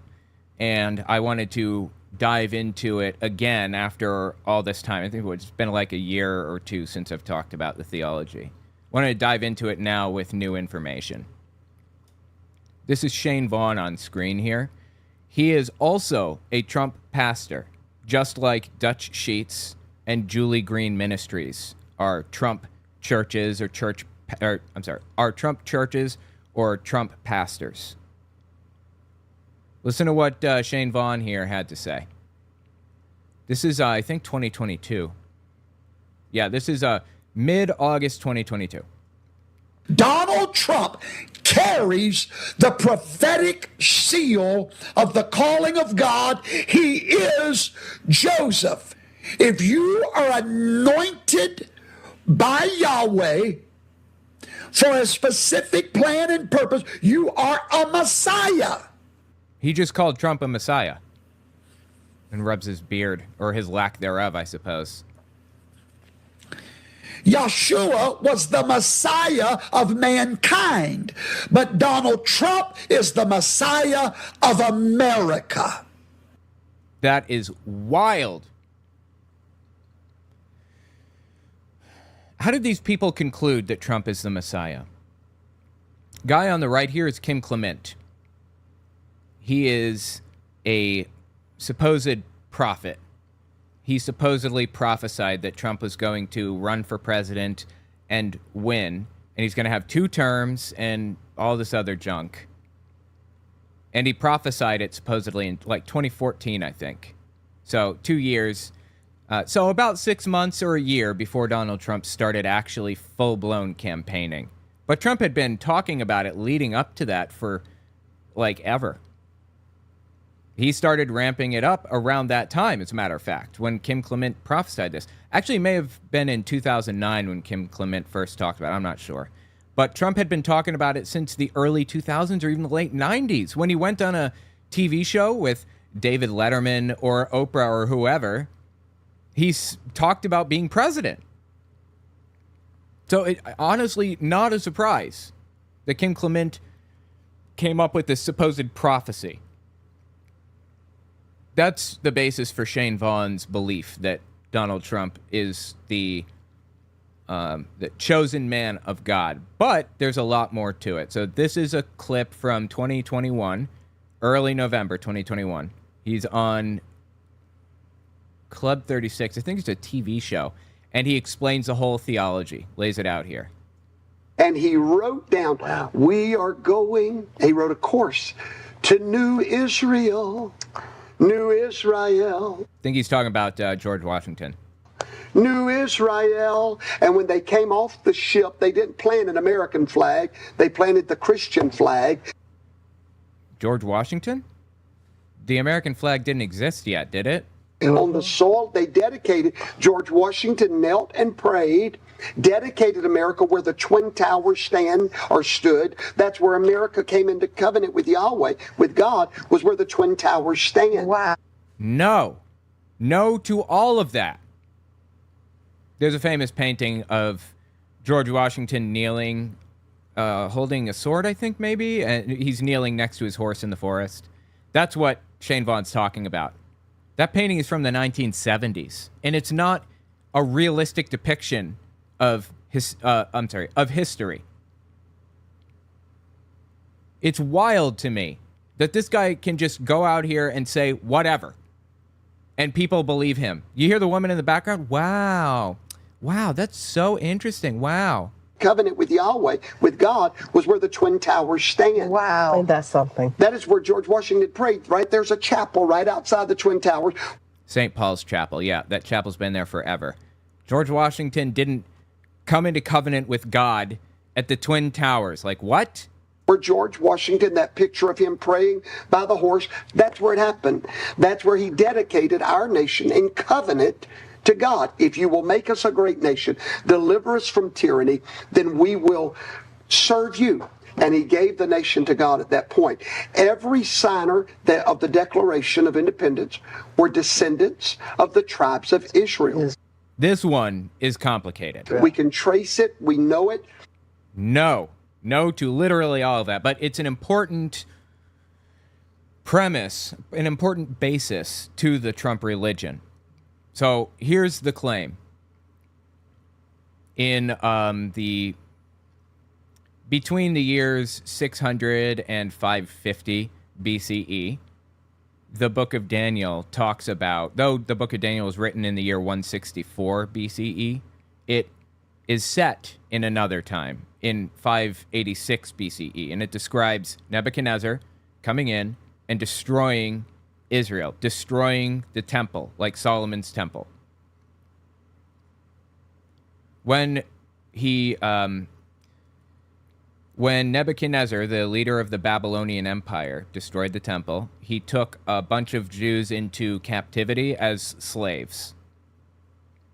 And the Bible claims that it was some crazy high number, like all the Jews, or 90% of them or something. In reality, it was only between 5 and 20%, I think. It was a slow trickle after they started coming back, rather than a big wave of them moving from Babylon back to their homeland of Israel. And there were Israelite tribes that stayed in the area, in Jerusalem, Israel, that whole area. In reality, those tribes, in real life, if any of this is true, it's a narrative that I'm getting from the Bible, so take it with a grain of salt. Nebuchadnezzar really did destroy the temple and really did take Jews into captivity. But if any of this is true, Jews did stay behind and formed a government in the area. It was a very small number of Jews that were taken as slaves by Nebuchadnezzar. Either way, Shane Vaughn claims that the ones that stayed behind, or the ones that lived in Israel who weren't really Jewish but claimed to be Jewish but weren't from the 12 tribes. Let me rephrase. Shane Vaughn says the Jews that are in Israel right now aren't from the 12 tribes of Israel. They're not real Jews. The real Jews, when all of that happened, they went up over the Caucasus Mountains and went to the British Isles and sailed to America as Anglo-Saxons and are now white people. Real Jews are white people. George Washington came to America to form out a covenant with God for America as a Jewish person in this guy's head. It's all fabricated. Jews did not get released from Babylon and then come up over the Caucasus Mountains or whatever. Guy lives in a fantasy land. But that's an important factor here. There's a title called Son of Man that necessarily, let me rephrase. There's a title called Son of Man in the Bible, the Old Testament. It talks about a Messiah who will come along, the Son of Man, and he's going to take over a kingdom for God and become like a cosmic judge or whatever, and the kingdom will stand forever. Jesus was believed to be the Son of Man, but he is believed to be by general Christianity, but he hasn't fulfilled his role as Son of Man yet. That's why he has to come back to spark Armageddon and set up this new kingdom. So Shane Vaughn is changing the belief from one where Jesus is the Son of Man to one where an American takes over the kingdom and forms it out and builds it into something great in place of Jesus. A white person sets this up. So New Israel has a leader that enters for 2 terms and then runs this kingdom forever. He believes that person, that Son of Man, is Donald Trump. The second coming of Jesus, not in personality, but in spirit. He's the second coming of Jesus. That's what he believes. And he's not the only one. Like I said, this is believed by Julie Green and Dutch Sheets and everybody else on stage with him here. Hank Kunneman on the right. We got Mike Lindell, Eric Metaxas, and Gene Bailey. I'm not sure about Mike Lindell. I don't know what he believes. Maybe he just believes in Jesus. Who knows? But the other 4 definitely believe this. It's a Complex, winding, bizarre, confusing theology. It doesn't make any sense, but that's the belief. And here's the thing you've got to understand about Israel. Most people think of Israel, when you say the word Israel, they think of Jews. I was a doctor of theology. No, he wasn't. I was the youngest ordained evangelist in America at 14 years old. No, that's Marjo Gortner at 4 years old. Wow. I've lived for the Lord my whole life. No, he was a life insurance salesman who defrauded a bunch of people, took their social security numbers and took out policies in their name and stuff, and served like 4 years in prison for it. So, wrong again. And I was dumb as a box of rocks and didn't know it. That I can believe. I actually have that on my soundboard. I've lived for the Lord my whole life, and I was dumb as a box of rocks and didn't know it. I love everything about it. At 40 years old, because I thought that a Jew meant Israel and an Israel meant Jew. Until I started studying my Bible, and I found out that the first mention of the word Jew in the Bible is them fighting against Israel. Like, I don't even know what he's talking about. He's coming up with some wacky justification for believing this. Wow. You hear the people in the back, like, they don't even care. Wow. When you come to understand that Israel is not Jews and Jews is not Israel, when you get that, here's what happens. Tell me, Shane. All of a sudden, and I'll do it real fast, at one time, they were one nation.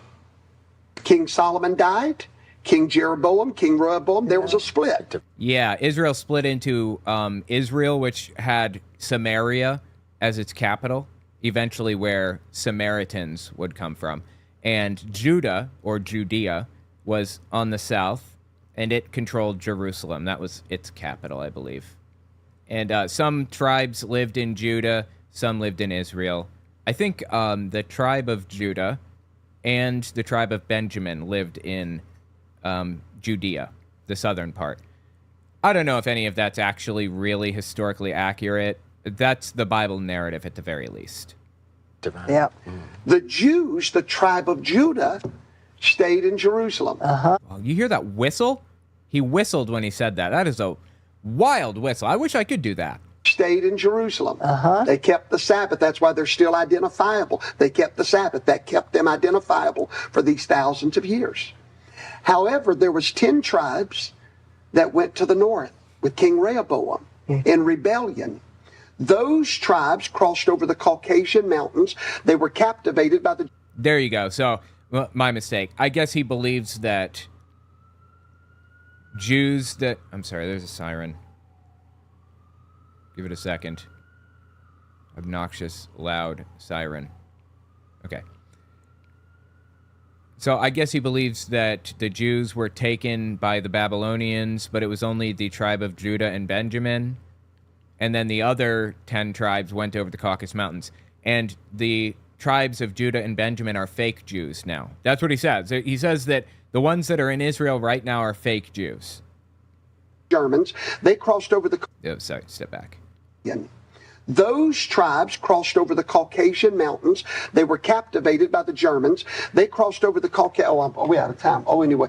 So they crossed over, I'll make it real quick. Where they wound up at was the Great British Isles, because the prophecy was that they would go to the Isles of the Sea. And from there, we find those tribes making their way to the United States of America. There's that whistle again. Wow, that is a wacky whistle. The United States of America. I wish I could whistle like that. I'm super sad now because I can't. Anyway, that's the Trump theology. That's what they believe. They being the Trump pastors, the Trump churches. Shane Vaughn, Julie Green, Dutch Sheets, Hank Kunneman, all these other people.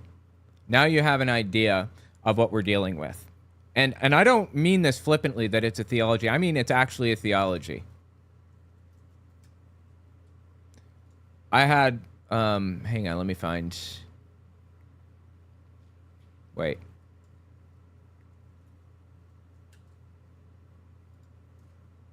I'm sorry, just looking for a screenshot here. Where is it? Screenshot. Yeah, here it is.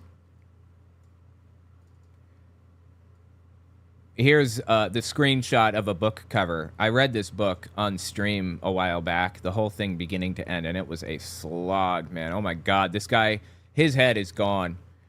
President Donald J. Trump, the Son of Man, the Christ, by Helgard Muller. He basically espoused all of these ideas about Trump. Just wild stuff. Anyway, tell me what you think about these poor fools. I'm so entertained by this, honestly. It's so interesting. Oh, yeah. And there was, right before Donald Trump was convicted, Franklin Graham, Billy Graham's son, big televangelist, got on Twitter and said, "Today, join me in praying for former President, real Donald Trump. We pray that God's will be done." Was God's will done? It feels like it was, right? If you pray to God to have his will be done, and then something happens, you have to assume that's what God wanted, right? Otherwise, it's what you wanted. Seems like God wanted Joe Biden to win the election.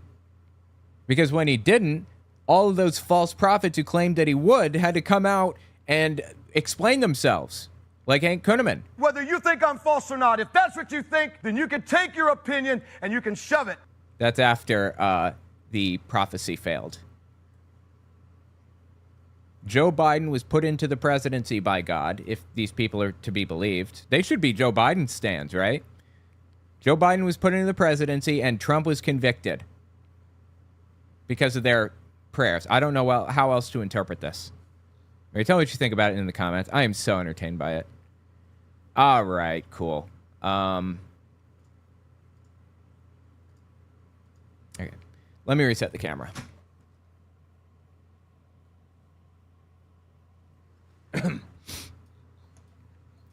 Take a look here. Where was I?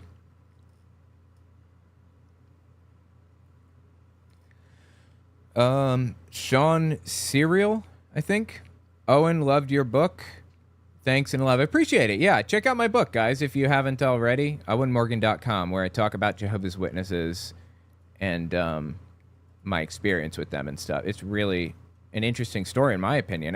It's not a story that... It's not my story necessarily, but it's the story of Jehovah's Witnesses and their history. I'm super fascinated by the whole thing.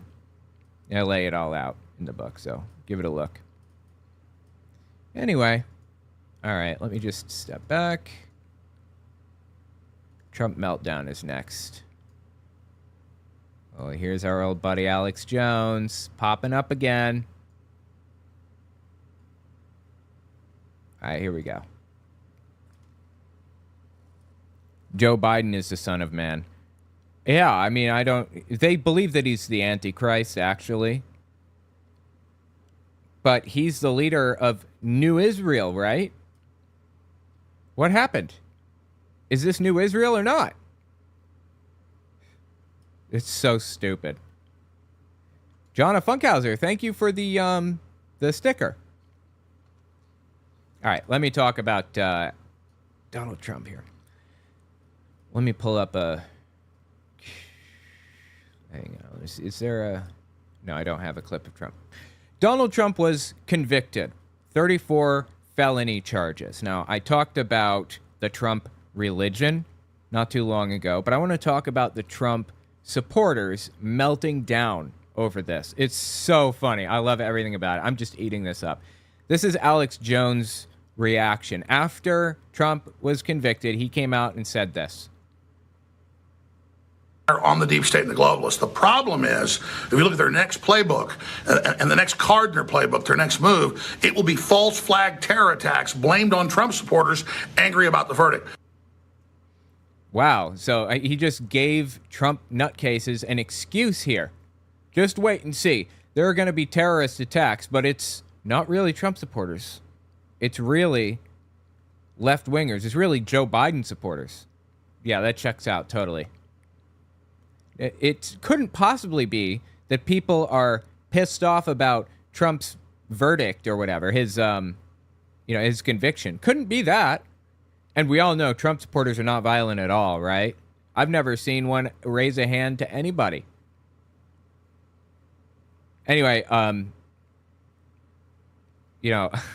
After saying that, the very next clip disproves what I said. Listen to this one. This is immediately after it was announced at the courthouse. This is outside the courthouse. You have no idea how many mutes I had to put in. These are all the judge is a piece of shit. The Jesus is a piece of shit. Just killed Wow, I missed a whole bunch of swears. a country. You just let them. Bragg is a piece of shit. You're all owned by China. Welcome to your China owns You're Alvin Bragg. Biden owns you. You're Alvin Bragg. Mr. Rodriguez. Officer Dillon is rolling in his grave. Rolling in his grave. Officer Dillon is rolling in his motherfucking grave. Wait until we start spitting on you like Columbia University. You just wait. So, wow, Columbia University. I guess he's saying he's going to go there and do something crazy. Yeah, they didn't take it well, to say the least. And we got people coming out of the woodwork like Marco Rubio saying psychotic stuff like this. Judge in Trump case in New York City just told the jury they don't have to unanimously agree on which crime was committed as long as they all at least pick one. That is false. I'm sure I didn't even need to say that. It wasn't just Marco Rubio either. This is being spread in Trump circles right now. In a court case, the judge gives the jury instructions on how they're supposed to view the situation and how they, from a legal lens. Because they're not lawyers, but the judge has gone through law school, so they view this through a legal lens. And the instructions given to the jury is that the verdict must be unanimous. You must all agree that Donald Trump is guilty of each and every one of the 34 charges. However, fraud charges cover a total of 3 things. I think it's like tax fraud or... God, I don't remember what they are. There are 3 categories of fraud. And that didn't have to be unanimous. As long as you understood that... As long as you realize that Donald Trump committed fraud in one of these 3 things, then the conviction stands. As long as everybody does. So this is just like a flat-out lie. Now, Rudy Giuliani knows that. He tweeted this out too.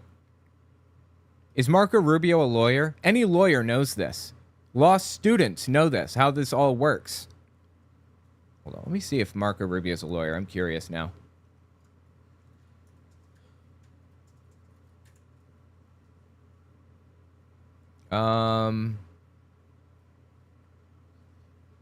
Yeah, he's a lawyer. He knows better.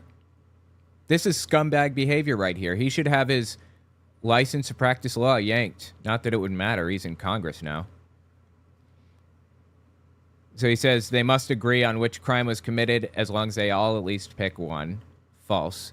And that among the crimes they can pick from are ones Trump wasn't even charged with. No. What are you talking about? There were all fraud charges. This is just a lie, right? He can't possibly be this stupid. He's not, is he? He went through law school. He must know that this is nonsensical garbage. This is exactly the kind of sham trial used against political opponents of the regime in the old Soviet Union. Just stupid. And here's another guy. Hold on. This is this is Joey Manorino. Hold on.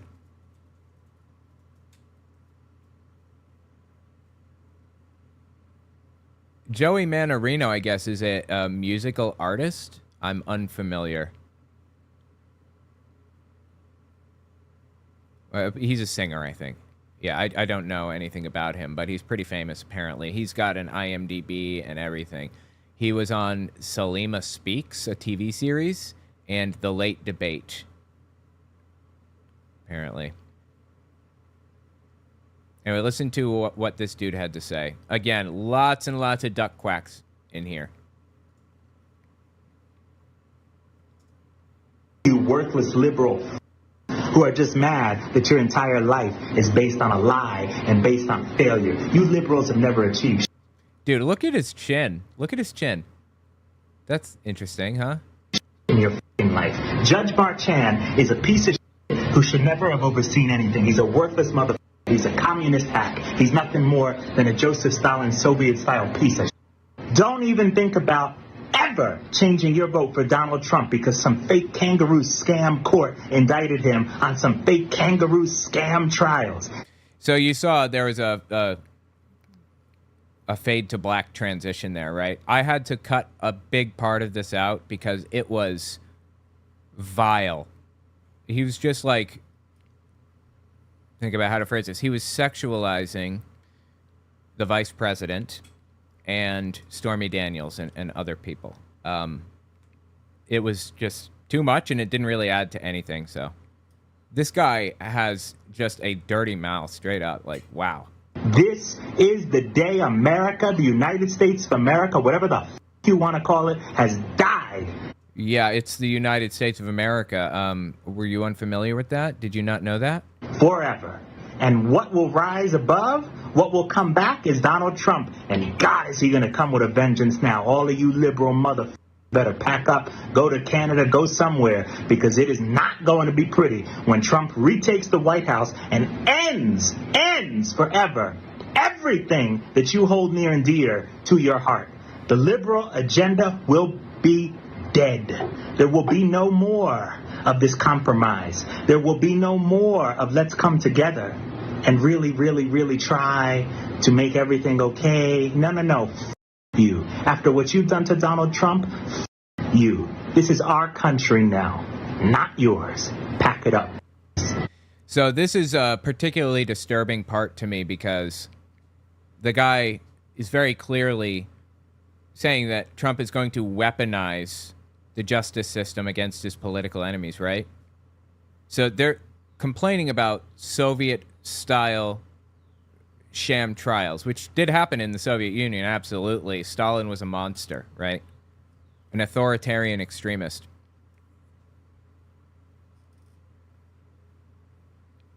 But he's saying he's going to do that.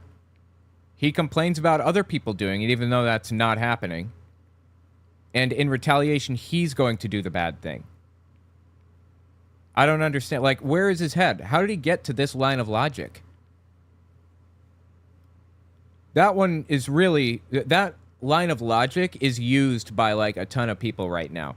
And he wants... and it's about as disturbing as it gets. Listen to this guy on the right, Dan Patrick. He's the lieutenant governor of Texas. And I think this is... Newsmax?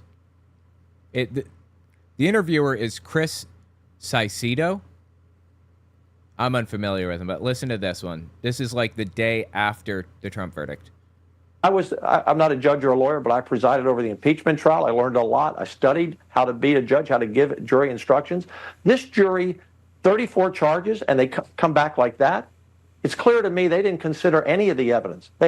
Well, I mean, they sat through the trial for like 2 weeks straight, didn't they? And maybe it's so clear cut that Trump is just very obviously guilty. I mean, it is that clear cut. Evidence. They had their mind made up, in my opinion. They went in there, hey, we're going to find the guy guilty. We don't like him. Whatever the reason. Yeah, a guy that gets his news from Truth Social exclusively, and a person that gets their news from Fox News exclusively. Those two were on the jury, and they just didn't like Trump. Yeah, totally, absolutely. The others got news from other sources, New York Times, ABC, places like that. You know what? In all fairness, I think that the guy who got his news from Truth Social as his primary source, a wild thing to say, also reads New York Times and MSNBC. So there's that. But still, why was Truth Social even listed as a news source? It's not. Did he list it? That's insane. They didn't even analyze the evidence that was presented. There was no crime. Yes, they did. There was no crime. There was no evidence he did anything wrong. Yes, there was. Wrong. And America is at great risk because of this judge. What did the judge do? Just presided over everything. What is he even talking about? Your boy was guilty. He committed fraud. 34 counts. It doesn't get more clear-cut than that. And in any other situation, for any other person, he would be in jail right now for this. Maybe not necessarily for the fraud charges, in all seriousness. It's a white-collar crime. It would probably involve probation, maybe house arrest. He likely wouldn't go to jail for it. It's a 0 to 4 year sentence. Live streamers, I've already heard this, but I'm repeating it because they're going on different channels, I think. 34 counts of 0 to 4 year sentences adds up to 130-something years. He could be sentenced to that, and the judge has full discretion to decide how long he spends in jail, if he spends any time in jail. But more than likely, in an identical case,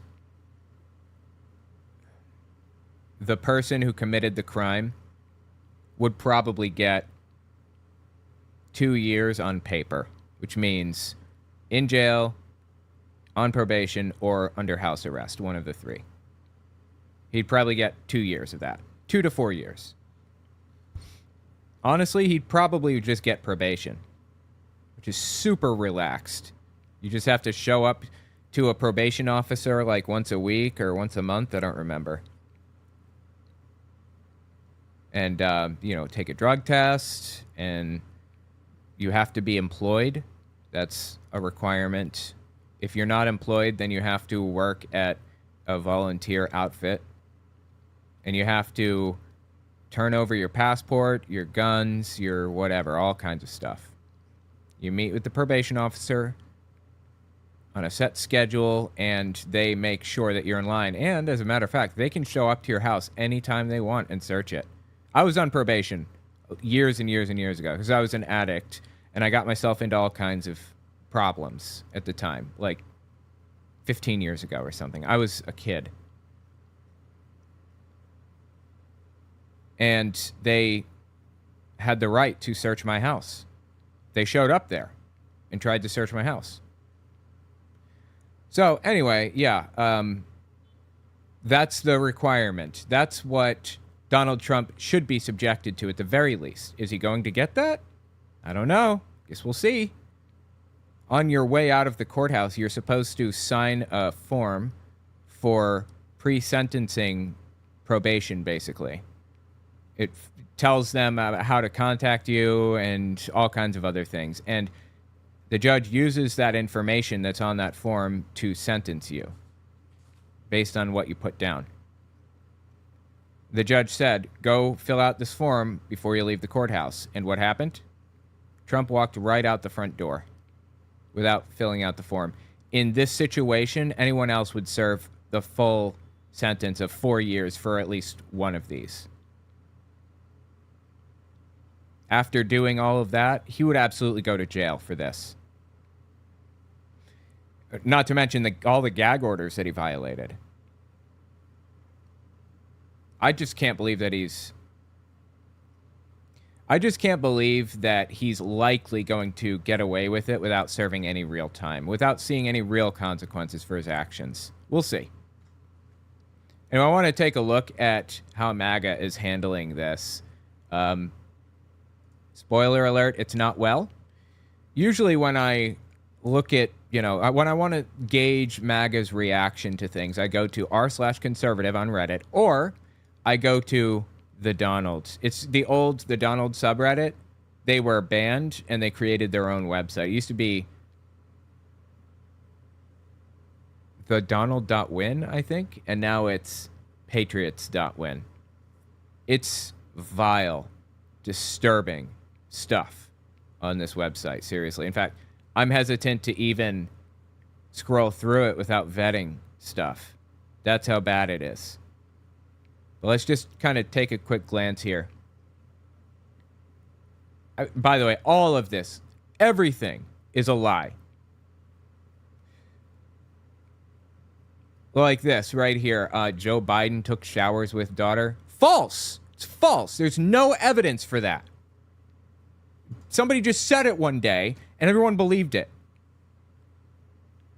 We don't jail the opposition here. President Nayib Bukele to Trump Jr. I'm not sure. Is that... I'm not sure where that is or who that is. Low IQ Maxine Waters calls supporters of Trump domestic terrorists and wonders if they're preparing for a civil war against us. Oh, yes. Most definitely. See, in other words, the feds and the left are going to false flag a bunch of terrorisms and then blame it on us. Why are they even saying this? This is like a safe space for these people. They can be honest about it. These people are the terrorists, and that'll become clear pretty soon. In other words, I'm sorry. Also, James Brown wants his wig back, you ugly-ass banshee. Wow. Really nice. That's classy. Stay classy. Alex Jones warned of false flag mass terror attacks. Just because you claim there are going to be false flags doesn't mean that every terror attack that takes place is a false flag. I can say anything I want. Doesn't mean it's true.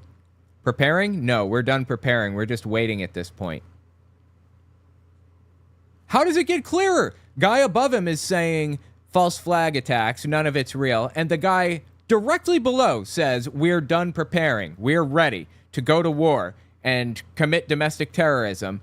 I'm just waiting for the right moment. The hypocrisy is like palpable. It's like tangible almost. It's so thick. 2024 is a year predictive programming becomes mainstream. She's sponsored by Amazon. I don't know what that means. DC criminals like Maxine better buckle the up is what this says. I mean, if they're asking for it, says another person. I love that the guy on here said this, and then everybody else in the thread said, yeah, we're going to be committing terrorist attacks. Safe District House reps say the darndest things. Well, says this person, remember, they always project. You can bet this is what they're preparing for. Not a hint of self-awareness to be found here. Yeah, we're prepped for the second they attack, I imagine. Okay. She literally, okay. She literally looks like an old gorilla. I mean, racism is their middle name here at the Donald. It would actually be a war of independence. Baboonolia needs to get out right. Needs to get out right now, I guess what this says. Racism all the way down. Insane. I guess criminal justice system is all good and trustworthy now. Well, I guess it depends on which parts. Court, like criminal court, generally is pretty trustworthy. If you have a jury trial, I'm pretty confident that you're going to get a fair outcome. And sometimes that doesn't happen. And if that doesn't happen, if your outcome was not fair and you really were not guilty, then you can present new evidence and have it reversed. But there's absolutely no question that black men are sentenced for longer sentences than white people, for example. There's no question that the black community is charged with crimes disproportionate to the number of crimes that they commit and the number of crimes and the population that they have in the U.S. There's no question that police go into neighborhoods and intentionally find things to complain about. No question, that happens. But when you go through a jury trial, I'm confident that with beyond a reasonable doubt, you're guilty. Sometimes it messes up, like 4% of the time. But by and large, it's fine. Maxine Waters is as foreign to us as as Kim Jong-un or Idi Amin. I'm not familiar with that one, but he's saying that, like, this is a white country and she's black and she doesn't belong here. Remember, the left projects whatever they accuse us. Remember, the left projects, so whatever they accuse us of is surely what they are up to. Literally, people all through the thread saying that, yes, they're going to do that. There is no us. So they're real America. And you and me, you know, people to the left of hunting the homeless for sport are not real Americans. Let's just take a quick glance through r/conservative. How can you support a convicted felon? And they're all kneeling. I'm not sure what they're... what point are you trying to make with this? I don't understand. I saw somebody else say, I wouldn't support a felon, and then the left shows a George Floyd statue or whatever. That's not supporting a felon for the presidency. I don't think George Floyd would have been qualified to be president, and I don't think Trump is either. I don't think I'm qualified for that. But George Floyd deserved his day in court, which he never got. Donald Trump did get his day in court, and it fell flat. He was proven beyond reasonable doubt to have committed fraud 34 different times. So I'm assuming that this is a racist shot at, like, George Floyd and other people. I have no idea. But that doesn't, like, apply to Donald Trump at all. Has no connection. Here, let's just take a quick glance at the comments. Probably the most shameful photograph of our time. The worthless pandering is beyond insulting. I cringe every time I see it. I'm not sure what this is a photograph of. Does anyone else know what this is? Like, what they're kneeling to? I'm not sure. Anyway, yeah. Oh, maybe you guys can tell me in a bit. Out of the loop on this one. Context? Oh, literally the next question or the next comment. I missed it. After St. Floyd died, the Dems did this performance theater presentation of taking the knee. It was gag-worthy. I mean, somebody died. Somebody was murdered, and someone went to jail for it. Are you kidding me? Maybe people just don't like murder. You ever consider that one? Like Kyle Rittenhouse murdered somebody. Okay? He killed a guy, maybe multiple. I don't remember. And they're celebrating this. What? Even if you think that... oh my God. I just said it. Oh, Kyle Rittenhouse. Even if you thought that Kyle Rittenhouse is in the right... You should still be unhappy, disappointed, sad, brought down by the fact that somebody died that day. Not reveling in it, not turning him into a celebrity. Somebody died that day. George Floyd died. Unjustly murdered. I don't care if he was a felon.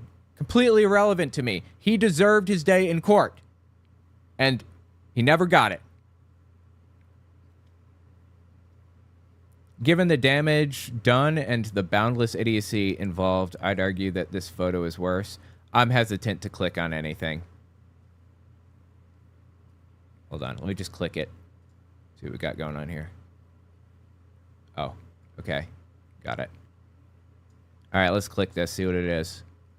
It's Stacey Abrams from Georgia sitting in a classroom, okay? I assume that she took her mask off for a second so that people would recognize her. Is that what they're saying?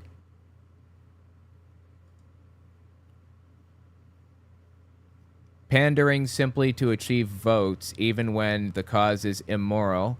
Peak consequentialism. These people are disgusting. I'm glad young African Americans are starting to reject all the pandering. Woke should be about black Americans waking up to the fact that only one party treats them like babies that need to be, oh, I just lost it, that need to be coddled. Well, look, I don't know about, black Americans being coddled or whatever, but I do know that black men are sentenced to longer sentences for the same crimes. I know that 75%, I think, of stop and frisk cases in New York City were, what was it now? I think it was 90%.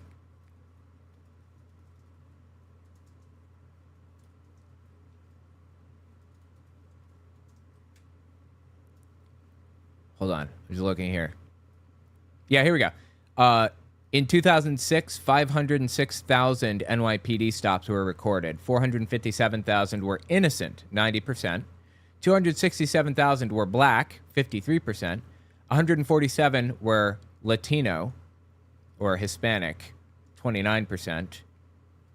This is from NYCLU, the ACLU of New York. Here we go. Stop and frisk overtime. Here we go.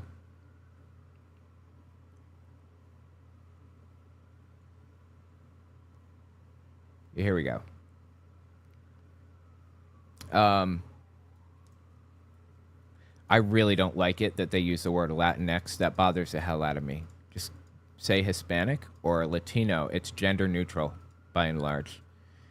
In 2023, 16,971 stops were recorded. 11,613 were not arrested or given a summons, 68%. 9,939 were black, 59%. 5,166 were Hispanic. I'm sorry. There is a difference between Hispanic and Latino, so I'm going to use Latino because that's the word they're using here effectively.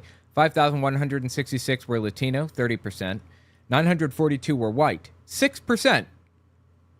288 were Asian or Pacific Islander, 2%. 142 were Middle Eastern, Southwest Asian, 1%.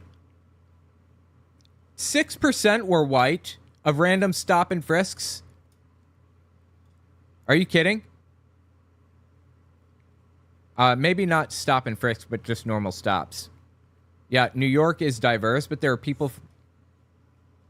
The cat sneezed and scared the shit out of me. Yeah, New York City is diverse, but it's not so diverse that, like, white people make up 6% of the population. Why are they stopping only 6% of white people and basically 90 to 92% minority groups? Jesus Christ, dude. There is no self-awareness to be found in this equation. None.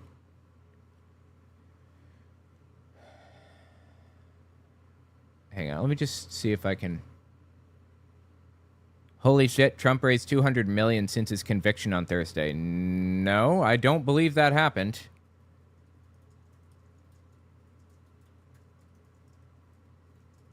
Let's find out.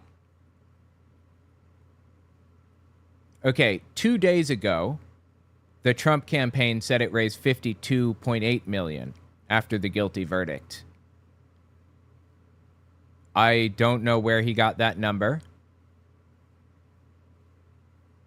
Wait, that guy, that was End Wokeness, at End Wokeness Twitter account, and he's an extremist nutcase.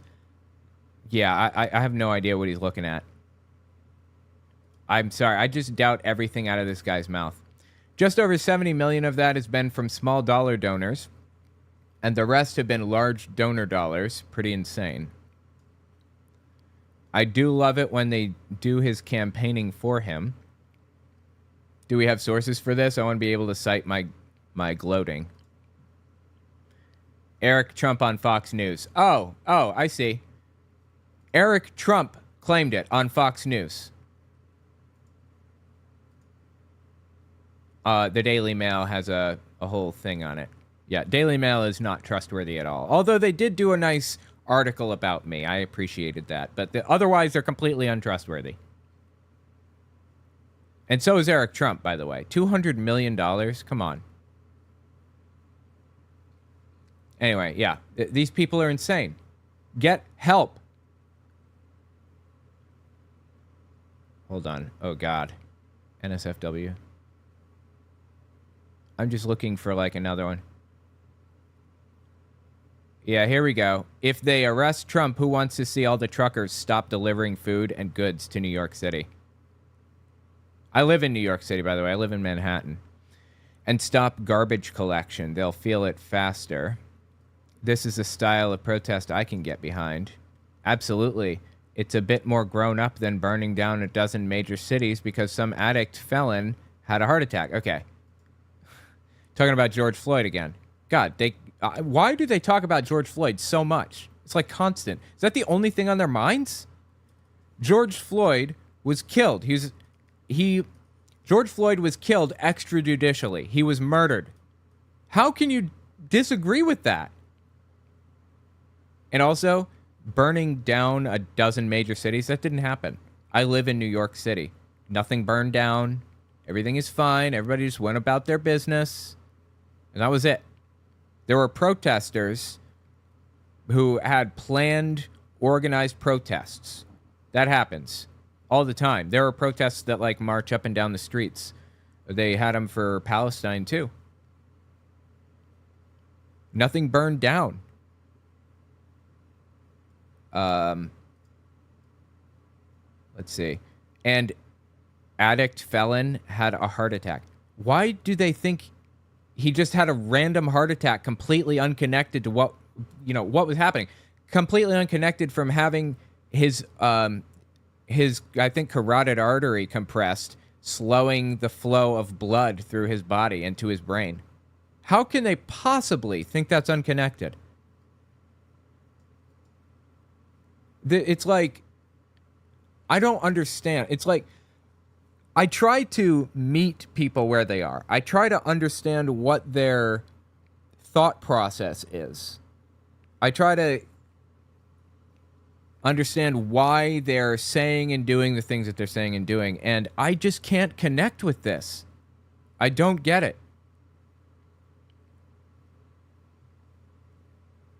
And again, I don't care if George Floyd had just done a bunch of fentanyl in front of a cop. It's irrelevant to me. He didn't deserve to be murdered in the street on camera. Anyway. Yeah, these people are insane. I don't know why they keep coming back to George Floyd, but that's absolutely wild. Tell me what you think about it in the comments. These people are terrible. All right, let me reset the camera.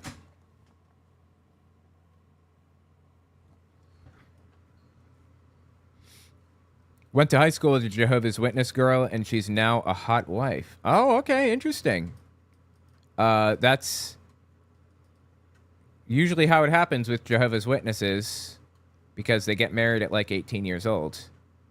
But if you mean she got married outside the religion, that's a pretty big deal.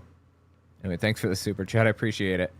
Nerica, welcome. I'm of the opinion that Trump, being a felon, he should be disqualified from running for office. Funds for the feline overlords. Hail Bass. Keep up the great work. Appreciate it. Welcome, Nerica.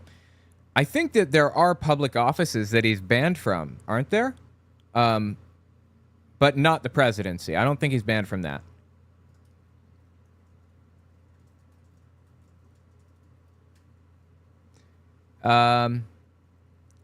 Okay, Trump can't hold office in Florida or New York, but there's nothing in the Constitution to bar him from running for president. So president is uniquely exempt from the rules of not being a felon. He can't get a security clearance, though, anymore. I don't know how they're going to work around that. He might even spend time in jail. I don't know how they're going to work around that if he were to win. And also, these people openly said they intend to make Democrats or people to the left suffer for whatever. Make them, charge them with crimes and stuff like that that are completely unrealistic. Stretch things as far as it'll go. I don't know. Honestly, I don't know where their heads are at. It's insane. Anyway, all right, let's hit the next one, which is Jack Hibbs. Almost done, actually. Making good time. Okay, cool.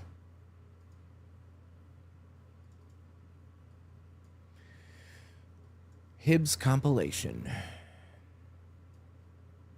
I really liked the Stu Peters stuff. It was insane. I thought it was so entertaining. Wow, he's actually pretty close. All right. I think I have an intro for this, right? Yeah, I do. All right. Sorry, 1 second. I'm just going to move my windows around real quick. All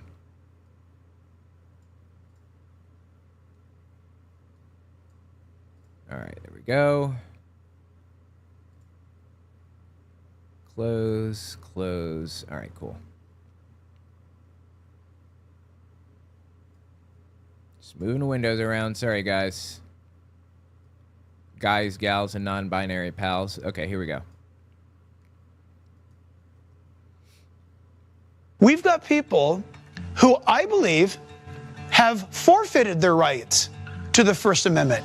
They don't have the First Amendment to do what they're doing on over 220 university campuses. This is Jack Hibbs. He's a televangelist, megachurch pastor, that kind of guy. And apparently just gave up on free speech. Just doesn't even care anymore. Insane. This is over the protests in favor of Palestine, actually. For the record, I am in favor of Palestinians not being subjected to a genocide, which is what is happening right now. That's where I stand with it. But I also stand with Jewish people. Not with Israel, with Jewish people. There's a difference. And Israel is desperate to conflate the two, to tie them together. I absolutely hate the Israeli government. It's disgusting and evil. The Israeli government specifically. The people in the government are... What's the word I'm looking for? They're shameless. Shamelessly hide themselves under a veil of, oh, it's anti-Semitic. Criticizing Israel as a country is anti-Semitic. And then claim it's not an apartheid state. Anyway, this guy is complaining about Palestinian protesters. I'm sorry. This guy is complaining about people protesting for Palestine and says they don't have a free speech right anymore. Their constitutional rights have been forfeited. That's wild. This was, hang on. By the way, these clips came out early May 2024. The college campus is supposed to be a place of higher education. And free speech and debate. Isn't that like all they talked about? Republicans, Jack Hibbs and others? Not what's happening right now. Oh, Pastor, don't you believe in the First Amendment? Totally. It came from the Judeo-Christian belief. No, it didn't. The First Amendment contradicts the First Commandment. You shall have no other gods before me. And the First Amendment is you have freedom of religion. You can't have both. The Constitution contradicts the the old law, the Mosaic law, the 10 Commandments and the other 413 or whatever it was after that. How does he rationalize this? And also Judeo-Christian apparently was a propagandistic term that was popularized in the early 20th century, I think, to tie Christianity in a favorable way to Judaism. Because it was advantageous to be tied to it. It came from the Judeo-Christian belief, as did the Second Amendment, a Judeo-Christian belief. The Second Amendment is a Judeo-Christian belief. What the hell does he mean by that? The right to bear arms is a Christian and Jewish belief?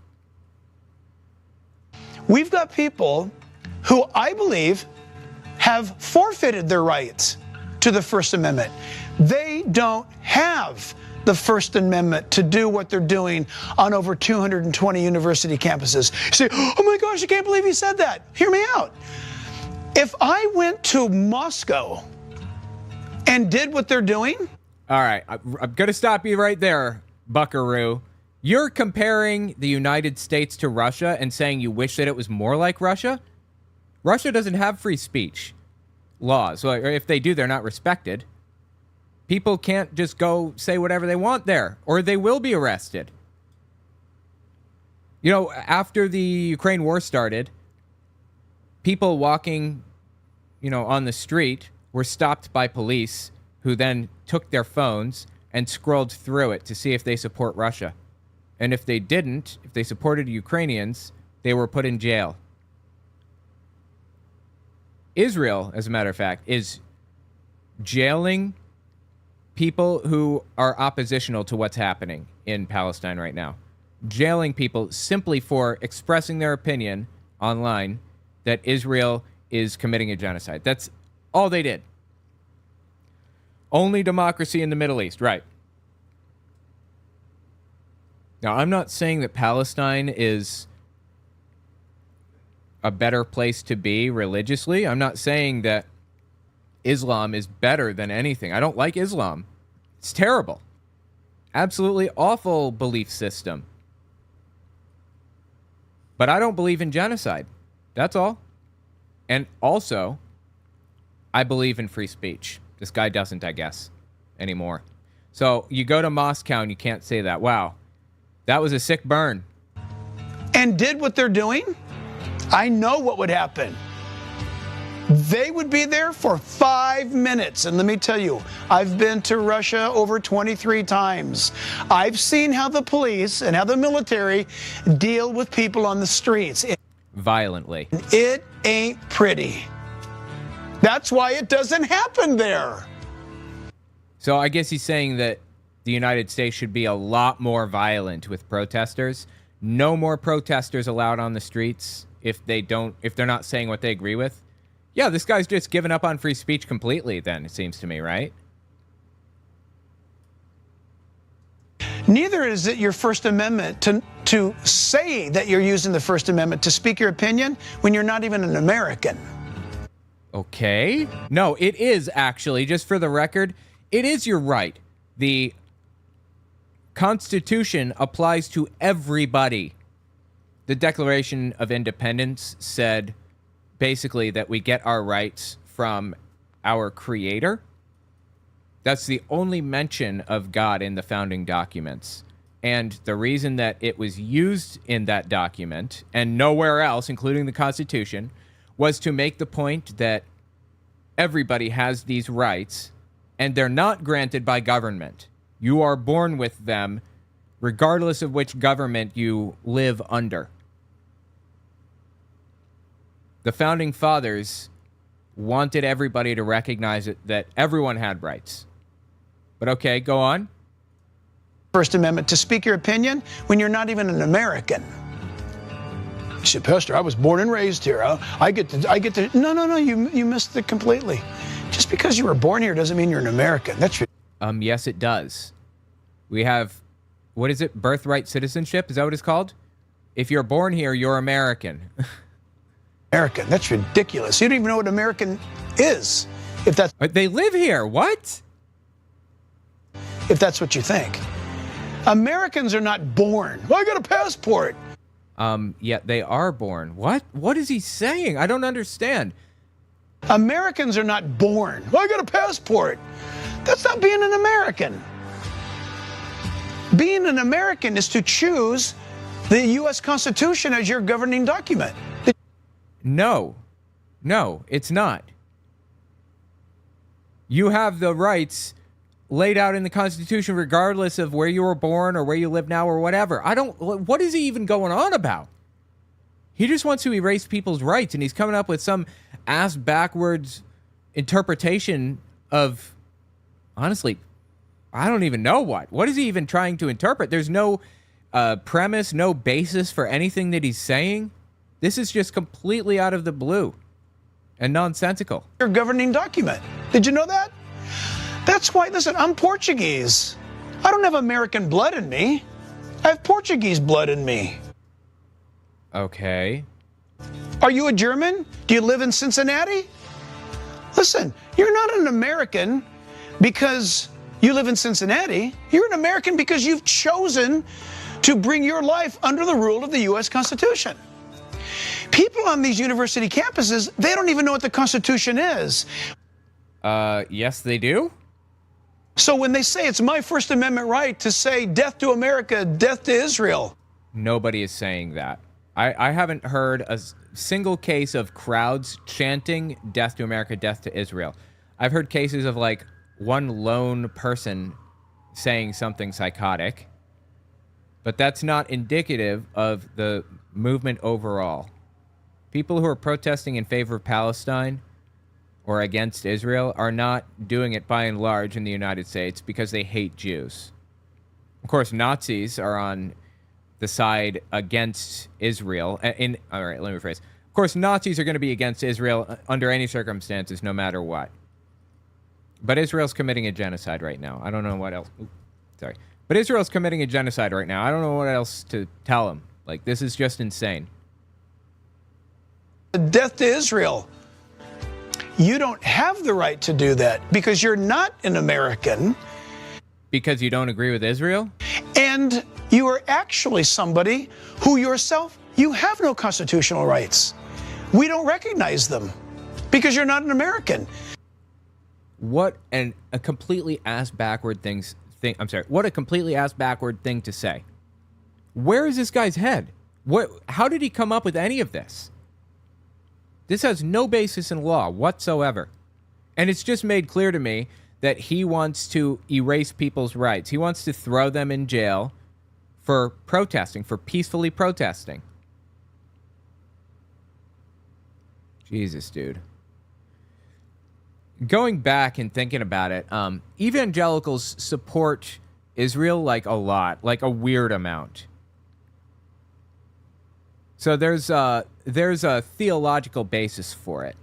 I wanted to go back and look at what he said about Israel specifically, because it's pretty clear that he doesn't seem to care about like anybody's lives, right? And why does he care about Israel in the first place? He's Christian. Why does he care about any of this? I want to listen to this clip of him, but before we do, let's just take a look at this article from MSNBC about why evangelical Christians love Israel so much. This is written by Sarah Posner, an MSNBC columnist. The dispiriting truth about why many evangelical Christians support Israel. This is written October 22nd, 2023, so a few weeks after the October 7th attack. Since the outbreak of the Israel-Hamas war, American evangelicals have been especially vocal in backing Israel. Last week, 90 prominent pastors and other leaders issued an evangelical statement in support for Israel, citing just war tradition. The statement affirmed Israel's right and duty to defend itself against further attack. Evangelical leaders around the country have expressed sympathy, as the New York Times reported, for a country to which many of them feel intense spiritual, cultural, and political connections. Yeah, you know what? Israel does have a right to defend itself, but when Israel defends itself, it doesn't just like defend itself. It goes an additional step. There's a little area on the northeastern side of Israel called the Golan Heights, a little strip of land that Israel took against international law, breaks international borders. That area is internationally recognized as part of Syria, not Israel. And when asked how they justify that, Netanyahu says, we took that fair and square in a defensive war. How do you take land? How do you gain ground in a defensive war? What are you talking about? This has the same kind of feel to it. Israel's right and duty to defend itself against further attack. But evangelical support isn't simply driven by a theology that compels them to love the Holy Land, detached from its convulsive domestic and global political implications. For many Christian Zionists, and particularly for popular evangelists with significant clout within the Republican Party, their support for Israel is rooted in its role in the supposed end times, Jesus' return to earth, a bloody final battle at Armageddon, and Jesus ruling the world from the Temple Mount in Jerusalem. In this scenario, war is not something to be avoided, but something inevitable, desired by God, and celebratory. So Israel has to exist before Jesus can come back and before Armageddon starts, basically. That's why Christians stand behind Israel so fervently. You think they give up? All right, let me phrase. You think they give a fuck about Jews? They don't. They couldn't possibly care less about Jews. I mean, I'm talking people like Jack Hibbs. Could not possibly care less. What he cares about is that Israel exists as a country so that his little prophecy can be fulfilled. And when that happens, Jews, pretty much all of them, I think about 2/3 maybe, are going to die brutally and ugly. They're going to be murdered by God, by Armageddon, flying asteroids or something. And the other third are going to convert to Christianity. That's the belief. They do not like Jews. Certainly not on his program. Just listen to what he had to say. This one is from early December 2023. They rejected Christ, and there is a blindness upon them. And in fact, the Bible calls it a stupor. It is a God-given blindness whereby there are Jews who cannot see the truth right now. There have been Jews who cannot see the truth for the last 2,000 years. What's the truth? Is he saying the truth is that Jesus is the Messiah? But listen, have there been Jews for the last 2,000 years that have seen the light of the gospel? Yeah. Have there been Jews? Are there Jews right now that are coming to faith in Yeshua? Yeah. Well, they wouldn't be Jewish anymore then, would they? They would be Christian? What's going on here? What is God's word saying? That nationally, the blindness has fallen upon them as a nation, but there are individual Jews coming to faith in Jesus. I have many Jewish friends. I bet. This sounds a lot like I have many black friends, right? I have a black friend, totally. I believe you. Many Jewish friends who follow the God of Abraham, Isaac, and Jacob, who are born-again Jews, or we would say Jews born anew. Somebody might say Jews that are complete. Okay, I never heard that term before, but you know what? I'm sorry. I doubt everything out of this guy's mouth. Earlier, he said you don't have constitutional rights if you're not an American. And if you're born here, then you're not necessarily a citizen or whatever. Like, what? He just fires from the hip and makes absolutely no sense in the process. Why is that the case? Because being complete means they've read the Old Testament and they've gone right into the New, and they see that the Bible, Old and New Testament, speaks. Big fan of his little fish action he's got going on there, swimming through a sea. Love it. And they see that the Bible, Old and New Testament, speaks about the same exact Jesus as Messiah. They didn't get bogged down in Judaism, which is the creation of laws, rules, and regulations by rabbis and by traditions that cannot save you. Okay. I'm so lost. Like, what is this guy even saying? I guess he's saying that Jews are wrong and God has intentionally dropped a veil in front of his face so that they won't come to his table, they won't convert to Christianity. Why would he do that? I thought God wanted everybody to be a part of his kingdom or whatever. He wanted everyone to be saved, right? Why would God intentionally stop people from worshiping? So be careful. Well, who is a true Jew? Same thing. Those who are truly worshipers of Yeshua HaMashiach, Jesus Christ as Messiah. Okay, yeah, I guess it cuts off there. I lost the rest of the clip. Anyway,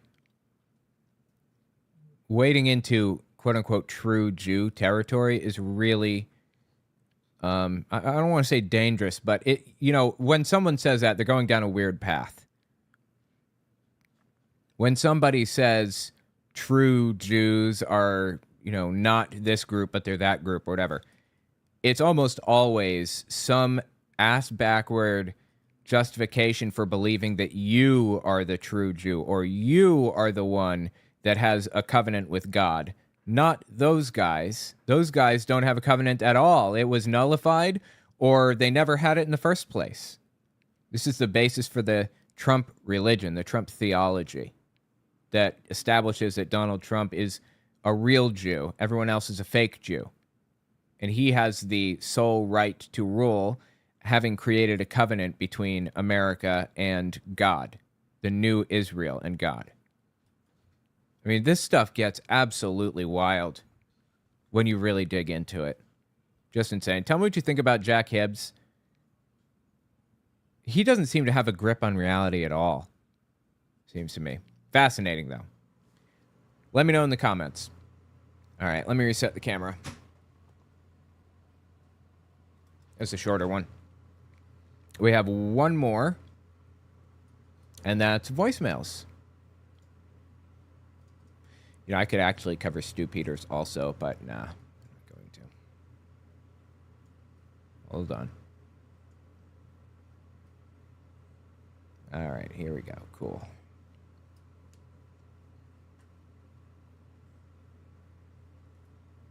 All right. On the left, you'll see Alina Habba, which is Trump's representative. I don't think she's his attorney. And you've got Laura Ingraham from Fox News on the far left in the orange here. And they're talking about Donald Trump and Joe Biden. Give this a listen. And we've got a guy who literally can't walk, but is smart enough to smile and snark and make comments like, I didn't realize I was that powerful. He probably doesn't, frankly, Laura. I think they're talking about Donald Trump being convicted of felonies, like 34 felonies for fraud. And they claim that Biden was the one that orchestrated it all and made him receive a guilty verdict or whatever. In reality, the president does not have that power, actually. This is a state-level charge. The president had absolutely no control over this. Even if the president wanted control, he wouldn't have control of it. There's one more thing I want to say. I'm sorry, my mind is slipping tonight. Shoot, what was it? Anyway, yeah, I'll just leave it there, I guess. Probably doesn't, frankly, Laura. He probably doesn't because it's probably not him. Probably not him. Does she think that he's a clone? Hold on. I'm sorry. Yeah, Alina. 1 second. And those puppets are coming from the... I'm sorry. Laura. He probably doesn't because it's probably not him. I can't tell if she thinks he's a puppet.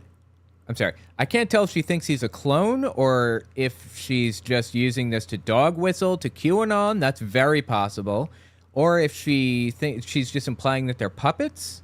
But there are definitely puppets, and those puppets are coming from the Biden administration and probably from prior administrations, and they are out to get Trump because they can't beat him. And that's obvious if you look at the crowds of people, if you look at the polls.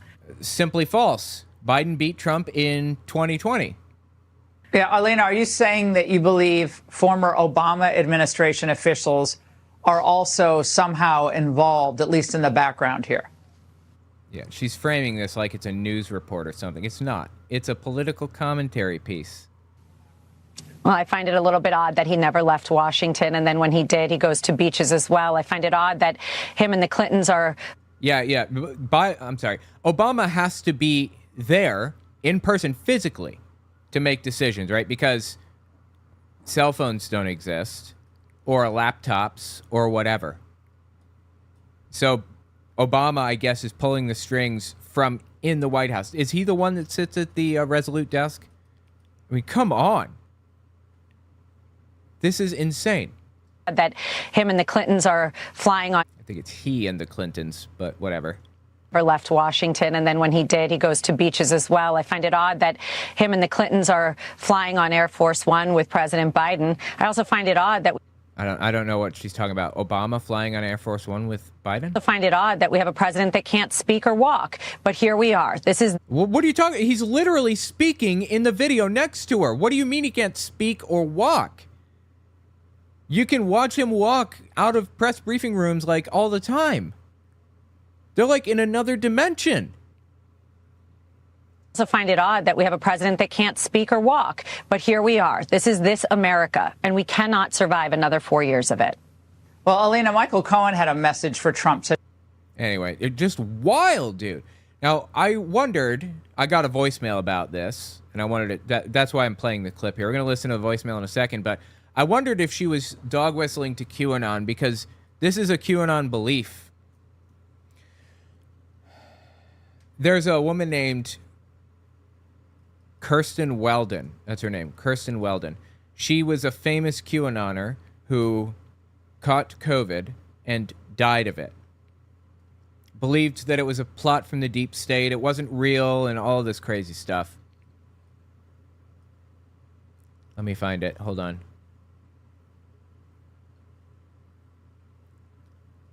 Is this it? Yeah, I think this is it.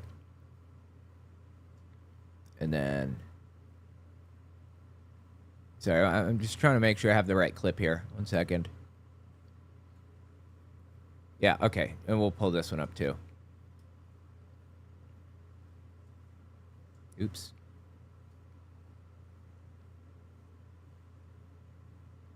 And then this one.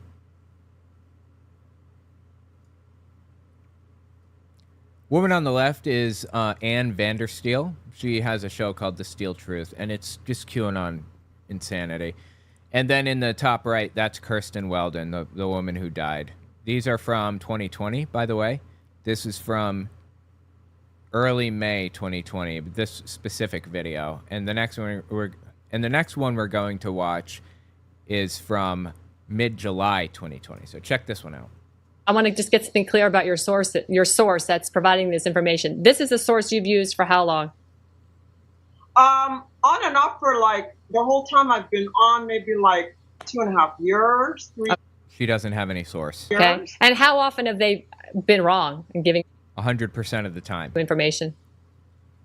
0 times. Wow. 0. Okay, well, that's 0. Let's hope today is not the day to decide to be wrong and throw you for a loop.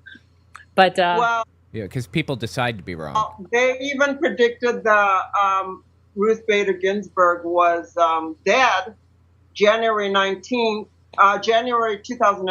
I'm sorry, and they exhumed her body and destroyed it. So there's no proof of that. Then they Who is they? Are they in the room with us right now? had 2 doubles for her, and one was very tall, so she could keep seated the whole time. And then one ran off, so they have none left. Okay, so they had clones or I guess doubles of Ruth Bader Ginsburg. One was tall and one ran off. Well, why didn't the one who ran off speak out about all this?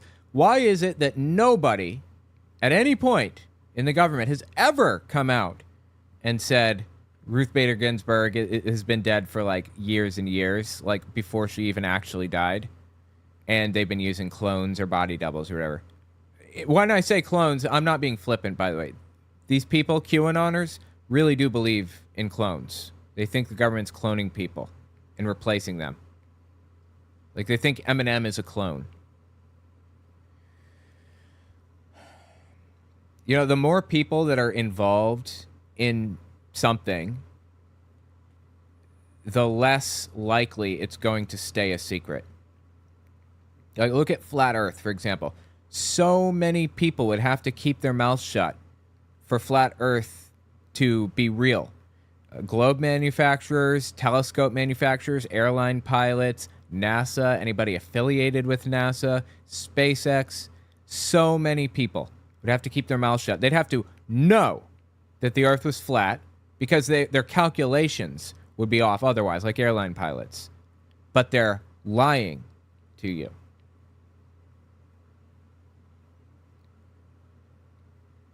the more people involved in a conspiracy, the less likely it is to stay quiet. In the 2000s, there was a covert operation that the United States was running. Absolute top secret. Does not get more secret than this. They were breaking international law, not to mention constitutional law, violating people's rights egregiously and hurting people terribly. It was like the biggest secret in government. They were torturing people. The United States government was torturing people. And that somehow slipped out. Somehow, everyone else got a hold of it. You know why? Even though they kept it secret in a chain of command, only need to know people.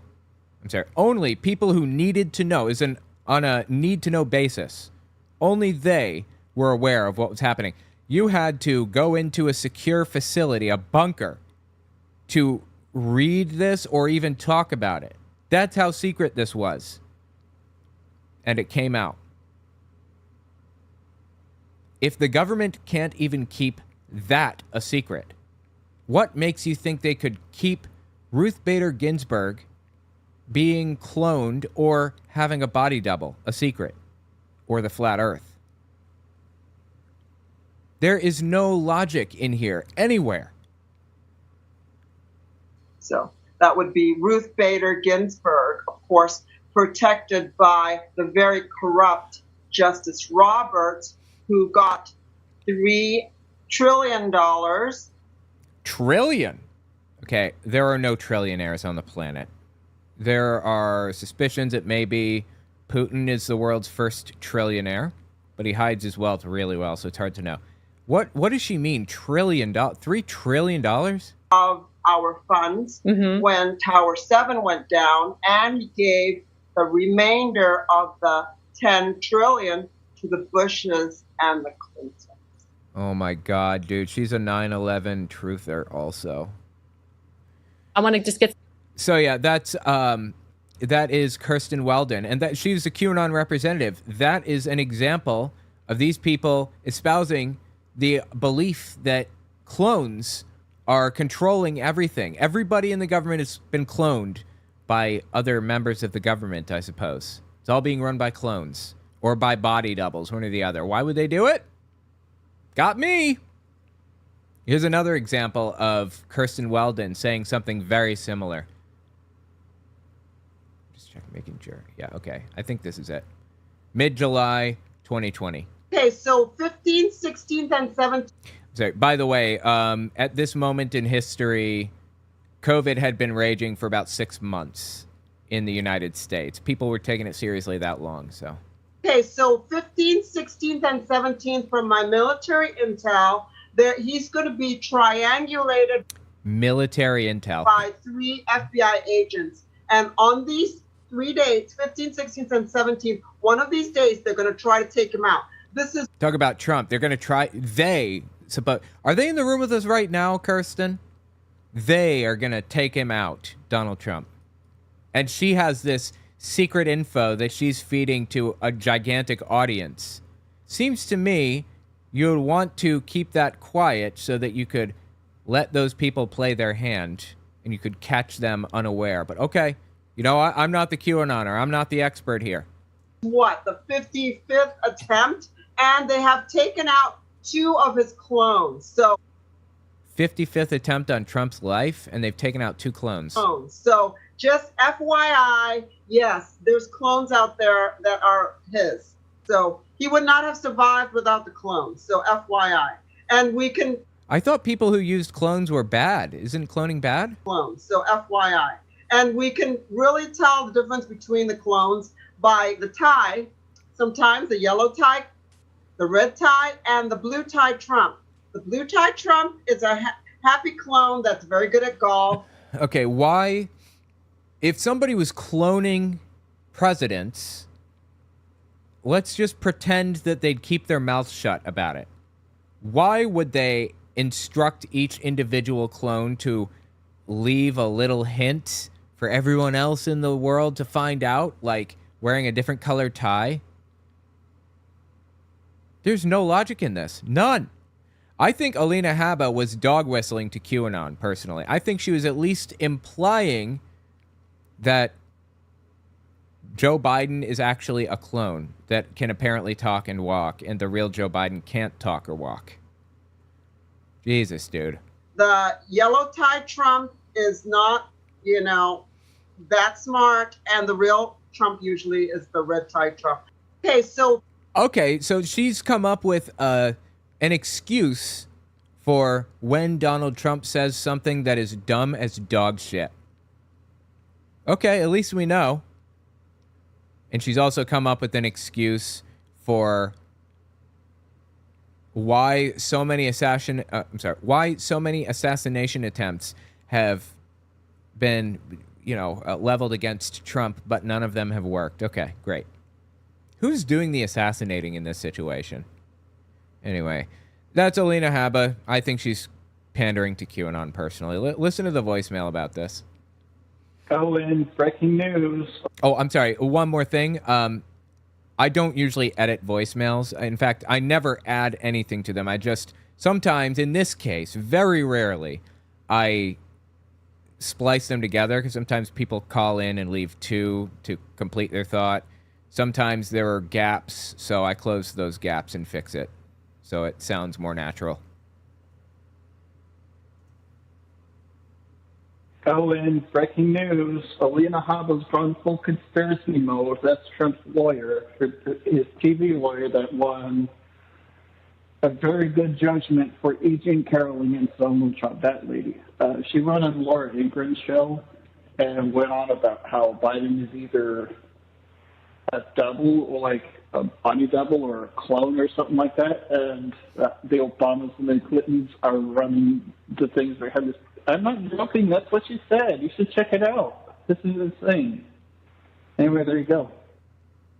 Absolutely wild, man. Yeah, I think she was probably trying to get QAnon on board with her, right?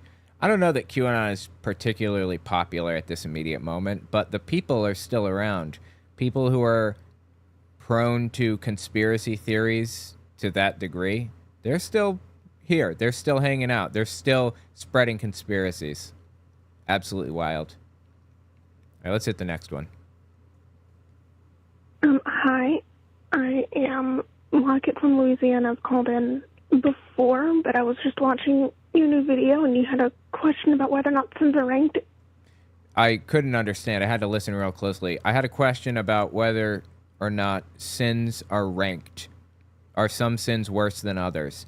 Because there's a Black Robe Regiment recruitment video, like an extremist recruitment video, where a guy says that not speaking up about hating gay people and all that stuff is tantamount to sodomy. Not supporting Trump is as bad a sin as sodomy. That's what he said. Anyway, that's where this is coming from. Okay, so sins are ranked. They're ranked, and growing up Pentecostal, I can say that they are. There's 3 tiers. Your low-level sins are just sins, and then you go up to abomination, then you go up to blasphemy. I have never heard that before. Normal sins, and then abominations, and then blasphemy. Where did they get that, you think? Like Pentecostals, I mean. Where did they get the idea that there are more intense sins? So blasphemy is the worst. Taking God's name in vain, I suppose. Or cursing God. And then abominations include being gay, I suppose, not supporting Trump, and a bunch of other things. And then regular sins would include lying and... I wonder, is murder in the lying category or the abomination category? Sodomy is considered an abomination, so that is a higher ranking sin. My dad says you'll open hell up just the same, but the worse the sin is, you'll open hell up just a little bit wider. I'm not sure what that means exactly. The Lord will open hell just a little wider. What? So you go to a deeper part? Being gay is a little bit higher up there than lying. Lying is a low-level sin. I mean, I don't agree with any of it, but that's just how it's ranked. Okay. Yeah, I appreciate the call. That was super interesting. I had no idea that there were groups that, I mean, I assume there's probably some group that ranks them, but where are they getting this? I don't remember this being in the Bible anywhere. What a simply wild belief to just pull out of thin air, seemingly. All right, check out the next one. Woka Rican, I think, says Hell's Basement. Apparently so. Hey, Owen, Kaya from California. I just wanted to give you a little tidbit of information related to schizophrenia. In your video, Massive Church Schism over a very petty thing is happening. About 13 minutes in, you say that, schizophrenia doesn't develop until about 12 at the very earliest. That's generally true, but it's very rare. I do want to make a point in saying that it does happen. I had a student, preschool student, who developed childhood schizophrenia at about 4 years old. It's super duper rare, but yes, the doctors confirmed that. Thanks. That's really interesting. Yeah, schizophrenia almost never manifests before like 16 years old, but I guess it can be younger from time to time. It's like Alzheimer's disease has manifested in somebody. I think the youngest was 27 years old. That's when they got Alzheimer's. That is crazy young. So I guess, I can see schizophrenia having like this bell curve where it's almost never before this point or after that point. But anyway, absolutely wild. Thank you for the information. Appreciate that.